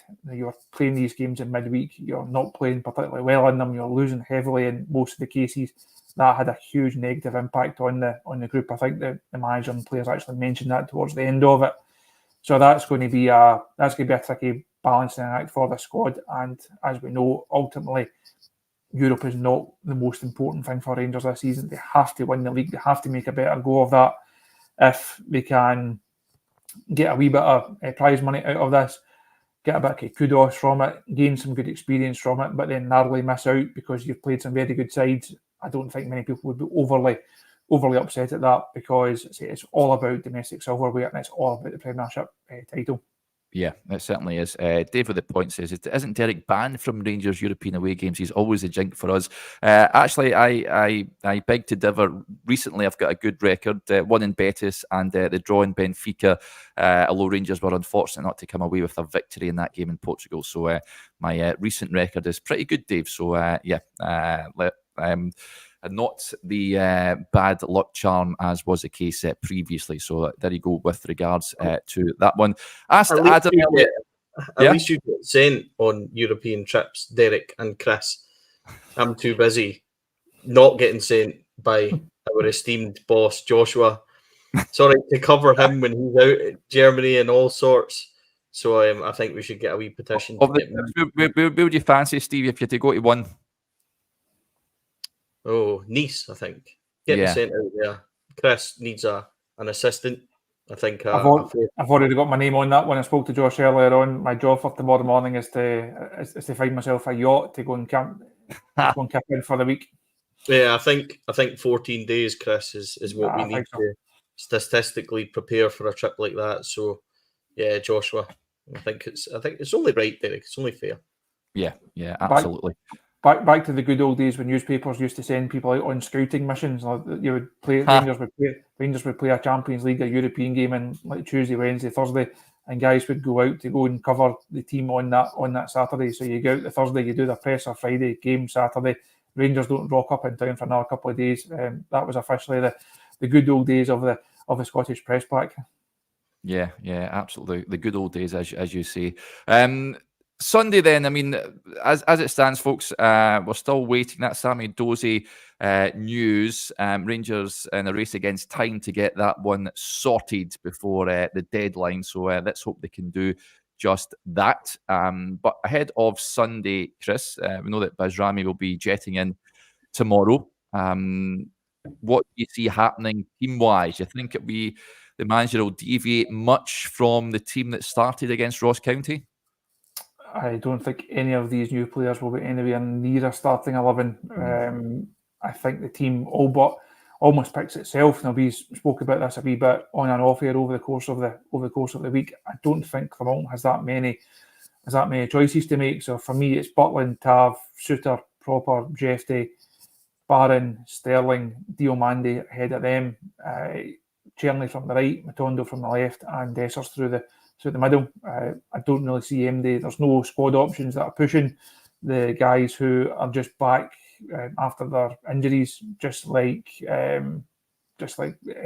Raskin, not going to be close enough fitness-wise. Cortez back, not close enough fitness-wise. There's no Danilo. You can't say that it's going to be a game for him to come in and start. So I don't really think it picks that. I don't think there's that many big calls for the manager to make. I do think if the name Tom Lawrence appears on the starting lineup, the posts under the Rangers Twitter post will be quite something. That would be a big call from the manager for me. I think Barron and Sterling, they have to start in there. Diomande is the best of the three. He has to start in there as well. If he plays slightly deeper and doesn't operate as a 10, I would not be against that at all. But I think there's not that many big calls. Come the next game at Ibrox in January, hopefully there are plenty of big calls because everyone is fit, everyone is in good form. But for this one, just don't overcomplicate it. Your team picks itself, pick the best players and go and let them try and win the game. Who starts on Sunday, Stevie, and how do Rangers get a result over there? It's quite simple. Take their chances. I'll come to that in a second. I missed the start of Chris's team because being a boy, I got a text message and I was reading that at the same time, and I can only do one thing at once. Any transfer news? Anything you'd like to share to the group? No. So I'd go, and I think this is how we all go: Butland, Jeffy, Suter, Proper, and Tav. Midfield again, same as Chris, Diomande, Sterling, and Connor Barron. Matondo left, Cherny right, and Cyril Dessers starts up top. How we win the game is twofold, Derek. One, we need to stop their midfield because that's where McGregor, I think Bernardo. So is it so Bernardo? Isn't it Bernardo? The boy that they was just the boy from Benfica. I nearly said Bernardo Silva. Thank God it's not him. And then they've got Hitati. So the three of them, right? And I think obviously O'Reilly was a good player. I think it'd be a miss not to mention that, but he's now gone. So I think Bernardo slips in there, but he's not the player that O'Reilly was. So that's an interesting kind of three for them. It's strong. So we have to stop that, which means that Diomande, Sterling, and Barron need to stop that. And then this is what it comes down to. Now, every single game last season, Derek, Rangers missed chances. The 1-0 game, Michael Beale, we had decisions went against us. Sam Lammers went round the goalkeeper. Danilo missed chances. And we had chances that day to win the game. We didn't take them. New Year, I've said it before, I'll say it again. We went clean through, 185 times and didn't manage to score. And then even the 3-3 game at Ibrox, we missed chances.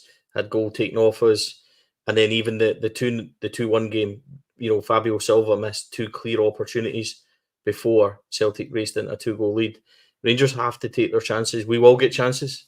They are there to be got at defensively, but it would be wrong to admit that midfield and forward line are strong for them. Maeda against Tavernier is a huge problem for us. Does Proper then go on to, you would think probably Adam Maeda would start up front for them. So they're the battles you need to win, probably. I'm not sure if Kyogo's fit. So whoever's playing 9 for them, your centre half, who I suspect Proper would mark, needs to take care of them. And then it's all about James Tavernier and coping with the pace of Maeda and not making that. I don't want to turn it into anything, but there's been mistakes made that have led to Celtic scoring goals. So if Celtic are going to score, make them earn it and make sure that when we get our chances, take them. That's the biggest thing. And we're capable of hurting them. And I think that's where we can win the game, Derek. I think that, happen to think, bizarrely, that Jeffy and Matondo on the left could cause them issues. Cherny's capable on the right. Dessers, doesn't matter if he's not our favourite or whatever. Dessers currently at the moment is absolutely flying. So he'll believe that he can do well and he'll believe that he can score goals, and confidence is vital. So I think we've got potential to go there and hurt them and at times, but whether or not it's going to be enough and whether or not we can withstand what will be a really ferocious start and they'll come straight at us. I think they're the key moments: starting well, taking the chances, stopping their midfield. If you can stop Callum McGregor from dictating the way he does, I think to a degree, it doesn't stop them, but I think it slows them down slightly because he's certainly their best player from that point of view. So it's intriguing, Derek, but I don't think, bizarrely, it's as clear cut. I don't think a lot of people talking about Rangers getting a hiding and stuff like that. I don't see that being the case. These games have been very close, and they're strong and they're favourites. They're at home, I get all that, but it's not a foregone conclusion for me. They've just reached an agreement with Luke McCowan of Dundee, their captain, so he is heading to Parkhead. I think that's a good signing for him. In terms of some of the Scottish boys that Rangers have been linked with over the course of the summer, Chris, this is one that Stephen brought up earlier on. He says, any truth to Lyle Cameron coming? This is a Dundee player that was, I don't think there's been a concrete link. There was a rumour that he could be on Rangers' radar, but nothing to report on that. But there is a number of players I would have liked to have seen Rangers push the boat out to bring in this summer. The number one player for me, and one can only assume that they've been priced out of a move, and that would be Lennon Miller. Would have loved to have seen him at Ibrox. Other ones, young lad at Kilmarnock, David Watson, I think is a good player. Conor Barron, I think is a great signing. But would you like to have seen a more Scottish young lads coming in during this transfer window? I think it's something that we spoke about at the start, and we've touched on it at different points. I think you have to get the best of what's available on your doorstep. No, I think we can all agree that the scouting had to improve. I don't think we're against the fact that Rangers are shopping in different markets, that they're trying to be creative with the transfer strategy. But sometimes deals are obvious ones, and Lennon Miller looks every inch a player that's got huge potential, is going to go and have a really great career. Slightly surprised he's still at Motherwell, that there's not been more chat about him over the course of the window. Yeah. But I think if you're him, the fact that he is still at Motherwell, you know what he'll do over the course of the season. He'll play a lot of football. There'll be a lot of expectation on him. He will have a chance to grow tactically, a chance to gain more experience. And then this time next season, you would imagine he definitely moves on. I'd be surprised if he's at Motherwell after that. I would hope that Rangers are in that conversation at that point. But then you mentioned Scottish players. We do have, of course, our own that have come through the ranks. I think we spoke about it a wee bit the other day there in terms of Lowry and King. It's not quite worked for them. We're now almost on to this next batch of kids, and I think Bailey Rice is the one that's the obvious one. That's the one that everyone is talking about. That's the one that everyone is expecting to go on and become a key player. For me, I think Rangers are still a body short in the middle of the pitch. Does that then offer the opportunity for Bailey Rice to, once he's fit, once he's had some game time under his belt, to then go on and progress? I know Stevie saw him for the FAB team a couple of weeks ago against Clyde. He actually came up. I know when we did the show post-match on Saturday, Stevie, people were saying, why are you giving Kieran Dell minutes? Why are we not giving a young Scottish player like Bailey Rice minutes? And he also said he's just back. Let's be patient. I think the manager will be patient with him, but you're looking at, could this be his season? Could this be his time? Not to come in and play 40 games, but to come in and maybe play 15 to 20 games and really start to show it. So it's something that in general Rangers have to get better at, bringing players through. And if they are going to be able to go and scoop up the best of what's round about, I'm certainly not against that either. I'm slightly surprised it's perhaps not been more of a, even in terms of the links over the course of the window, there's not really been that many of them once the Barron deal was done. Yeah, would like to see more Scottish boys in that squad, Stevie, I've got to admit. Yeah, we've had this conversation quite a lot, Derek, haven't we? So I'm definitely with you on that. I think Lennon Miller is contracted until 2026, so there might be an effort there just to maybe see how he gets on this year and then move next summer when potentially he's not got as long left on his contract. So that's the only thing I can think of maybe behind that. I would like to see Rangers certainly look at Lennon Miller. I've talked about him for quite a while. Talked about Derek Watson as well at Kilmarnock. So, yeah, there's a few out there definitely that would kind of fall into that bracket as well. So, yeah, it's interesting. I was just reading Todd Cantwell has posted on Instagram, Derek. Oh, has he? Oh, yes. Here we go. And he has said, it was an absolute honour to play for this special football club. Please do not believe all what you read in the papers and the press. I wish everyone well for the future. Mon the Jers. So that is interesting, to say the least. I wish Todd Cantwell all the best. I don't really feel any ill or kind of fakes towards him. I just think that what I said the other day is where I am. Like, there was no point in Todd Cantwell sitting there and the best part of 20, 30,000, whatever he was, and not contributing and not wanting to play for the B team and everything else. So it's best for everyone. I wish him all the best in the future, as I would anyone leaving the football club. So that's really it, where I am with it. I hope that it doesn't turn into one of these things where 6 months down the line, Todd Cantwell is still talking about what happened at Rangers and everyone to blame. I just hope that that's the line under it, and he goes down to Blackburn and does really well. So we'll have a sell-on clause somewhere, so we could really do with him doing well, I'm sure. So that is what it is. Yeah. If you are just tuning in, folks, just to bring you bang up to speed with what's been happening on deadline day, Rangers have announced the signing of Narisho Kasanwirjo, or Nana for short. They've also agreed a deal with Sassuolo for the Albanian number 10, Nadim Bajrami.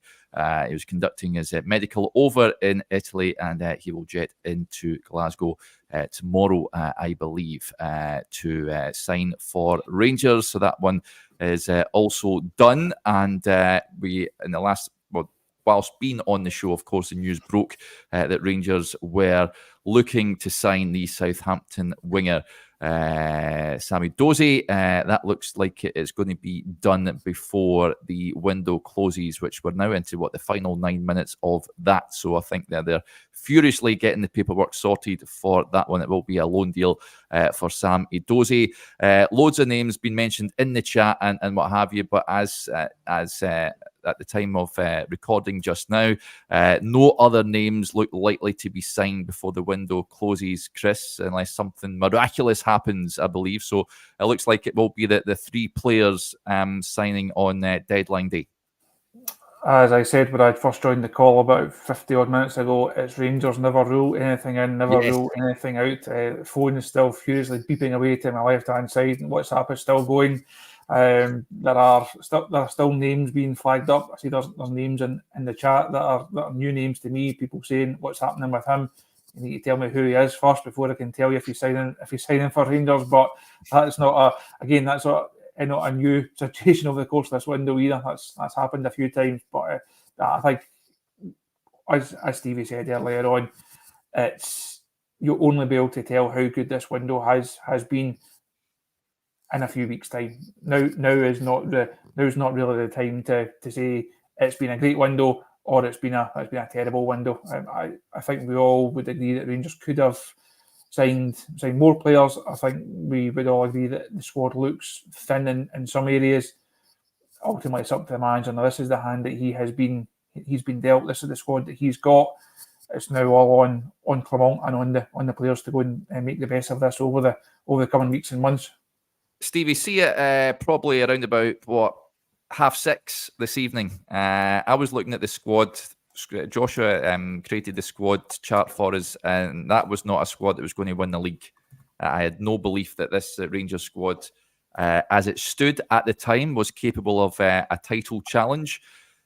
Do you think it is now? I'm still laughing at Chris saying he joined the call 50 minutes ago. I think that's a slight stretch of the truth, Chris. 48. What a way to try and dodge that question as well, Derek. I'm getting quite good at this, just changing the situation. Is it good enough to challenge? I would like to think that what I would like to think and what I would like to happen is that the progress that we've seen on the pitch the last couple of weeks continues to happen. Now, I know people will say the opposition. I get that completely. But I think that if you can continue to see growth in your performance on the pitch, you can start to continue to see what Philippe Clement is trying to do. And individually, players can grow and become what we think we can. Then if that happens, Derek, I think that a title challenge will automatically follow, because for those things to happen, results will have to come as well. Yeah. I think that, are we capable of beating Celtic and really pushing them, that is potentially where the big question is, because let's be honest, they're pretty strong, but they were pretty strong last year as well, and we managed to push them without having, the real quality we needed in the end. Whether or not we do have that now, I think we've certainly added a bit more. That's for sure. I think there's a different dynamic to this team now, definitely. Can they push on and really give a title? I think just what I said, Derek. I think there needs to be a lot of things that come to fruition for that to happen. I'm generally not thinking that far ahead. I'm thinking performances. Can we keep building? Can players keep improving? Things like that I'm looking for. And then, as I said, the rest of it will kind of take course itself. I'm hearing reports TalkSport, and I've not got TalkSport on, obviously, but they're saying that a Dozy deal could be off. Now, I'm not too sure the validity of that one, but that's a few murmurings that that deal could actually be off with just under 4 minutes of the transfer window to go. That'd be a bit of a bummer after getting excited about that, Chris. Somebody stick Derek's face on that picture they done of you, Chris. Exactly. All the hassle that I've got, he waits till the last 4 minutes of the window before he starts knocking them down. This will be remembered. Don't you worry. Take it away, Chris.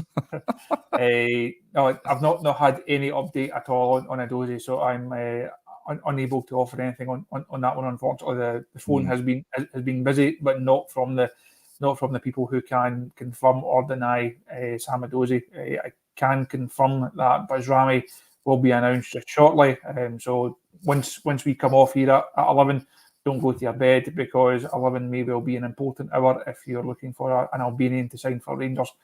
So no, on Edozie, I say don't know anything on that one, unfortunately. Chase it up. The people that I've been asking over the last couple of hours have not come back to anything on that one. So have to take I know there's been a lot of English media interest in that over the last hour and a half or so. So we'll have to take the lead on it. But I say on Bajrami, that one, as we've been seeing for the last couple of hours, that one is done, and the club will be pushing the send button on that one within the next couple of minutes. Yeah, we'll try and chase it up, folks. But yeah, a lot of comments saying it's on TalkSport at this moment in time. So we'll try and find out what the hell is going on with regards to that. Big thanks to Bluebells Are Blue for outstanding, amazing generosity. Gifted 20 Rangers Review YouTube memberships. That is quite outstanding, buddy. Thank you very much for that. It is greatly appreciated. For those of you that, if you will become, if you decide to become a subscriber, well, a member to the Rangers Review Extra channel, you get priority access to videos. So I recorded a video earlier on this morning about when Nana signed. So we've got an insight into him from the Feyenoord, our favourite Feyenoord podcaster, Johan Brinkel, who gave us some insight into him. We also do a Q&A show every week. You get press conference reaction videos as well. So big thanks, as Casey said. Thank you very much, Bluebells. That is very kind of you to do so. Right, heading into Sunday, Stevie, then confident that Rangers can do the business? I'm confident that it's not as clear-cut as what people think. That's all I would say about it. I think that Rangers can cause issues. Whether or not we're strong enough, Derek, is a completely different question about whether or not we're going to do it or not. I just don't think that it will be as clear-cut as everybody thinks. I think they're thinking turn up and they'll give us a pasting. So, and they thought that quite a few times last year. So I think it'll be a close game. I don't think there'll be too much in it. I think it'll be a goal in it either way. And do you know what? Rangers will need a lot to go for them on that day. But Derek, it's one of those games where anything can happen. I think, you know what? We're kind of due a decision, aren't we? We're due a... Not had a penalty there for a while, Stevie. Well, we've not had many penalties since the whole penalty to Rangers debacle started. Funny that. Yeah. Anyway, I'll quickly get away from that. But we just need a wee bit of luck, and we need to take our chances, as I said, when it comes. And I'm not going to say I'm overly confident, but I am looking forward to seeing the progression in this team, Derek. That's what I'm really here for, and to keep building every game. So I wish the guys all the luck, and I hope they do take the chances when it comes, because they will get chances. I guarantee that they will get chances. I just hope they're not 2-0 down when they inevitably come along. So let's go and give it a go. Leave it all out there, Derek. That's all I really want. Make sure that if you come off the pitch, they've earned it. And if it goes that way, but anything can happen. I'm not ruling Rangers out. That's for sure. I never will.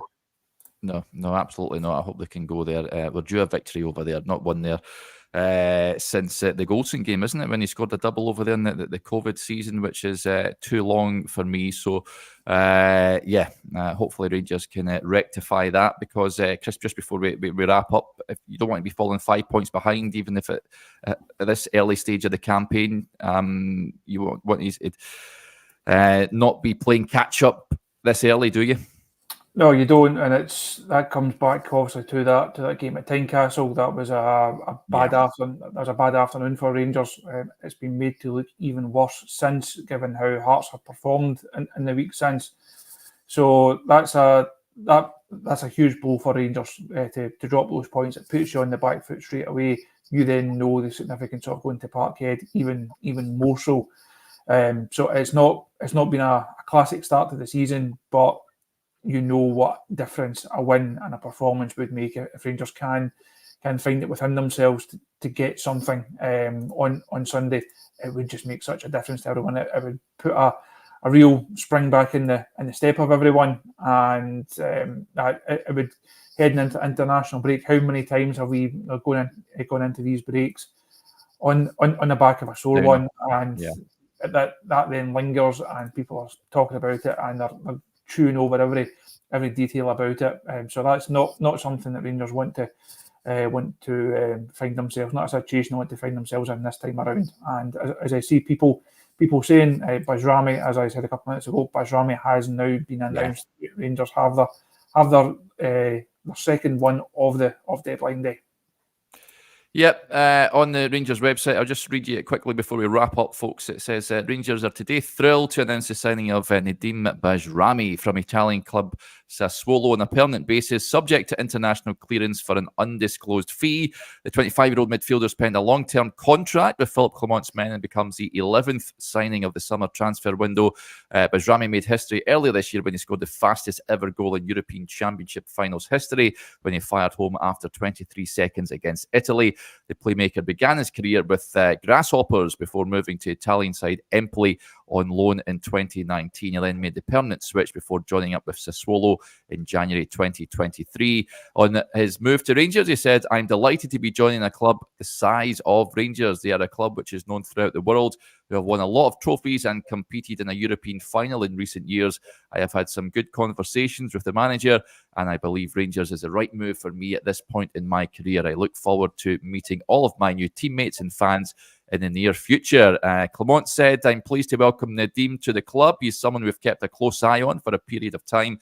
We are glad to add him to our squad. Many of our supporters will have watched him in the European Championships, as well as playing in Serie A last season. He's a good age, but someone who also has experience of playing in big games, and we're glad he's decided Rangers are the right club for him at this point in his career." So that is what he had to say. He will give an interview to Rangers TV in the coming days. But he is signed and sealed. Let's welcome him to Ibrox, and let's hope he won't play a part on Sunday, of course, but he will feature, I'm sure, throughout the course of the season. Right, do you want to add anything else before we go, Chris? Anything you want to add, or Stevie? I will add that Rangers are done. I'll leave the final words at that. Stevie? I can hear people booing from here.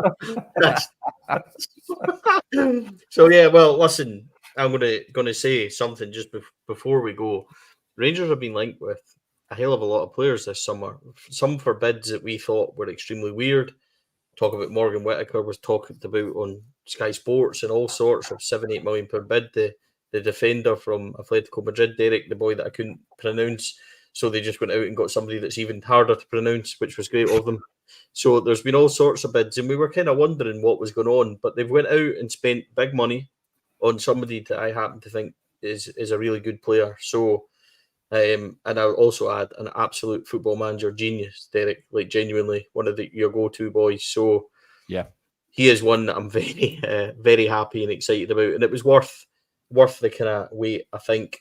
Do we have enough? 11 in, 12 out is a massive kind of turnaround. So let's wish the players all the best for Sunday as a final word, and hopefully, as we've spoken about, these players can come in and make a real impact and a real difference. So Chris has spoiled everyone's night by saying there'll be no more. So I can let him take the blame for that. Everybody can post their pictures on the internet, and I can retire gracefully.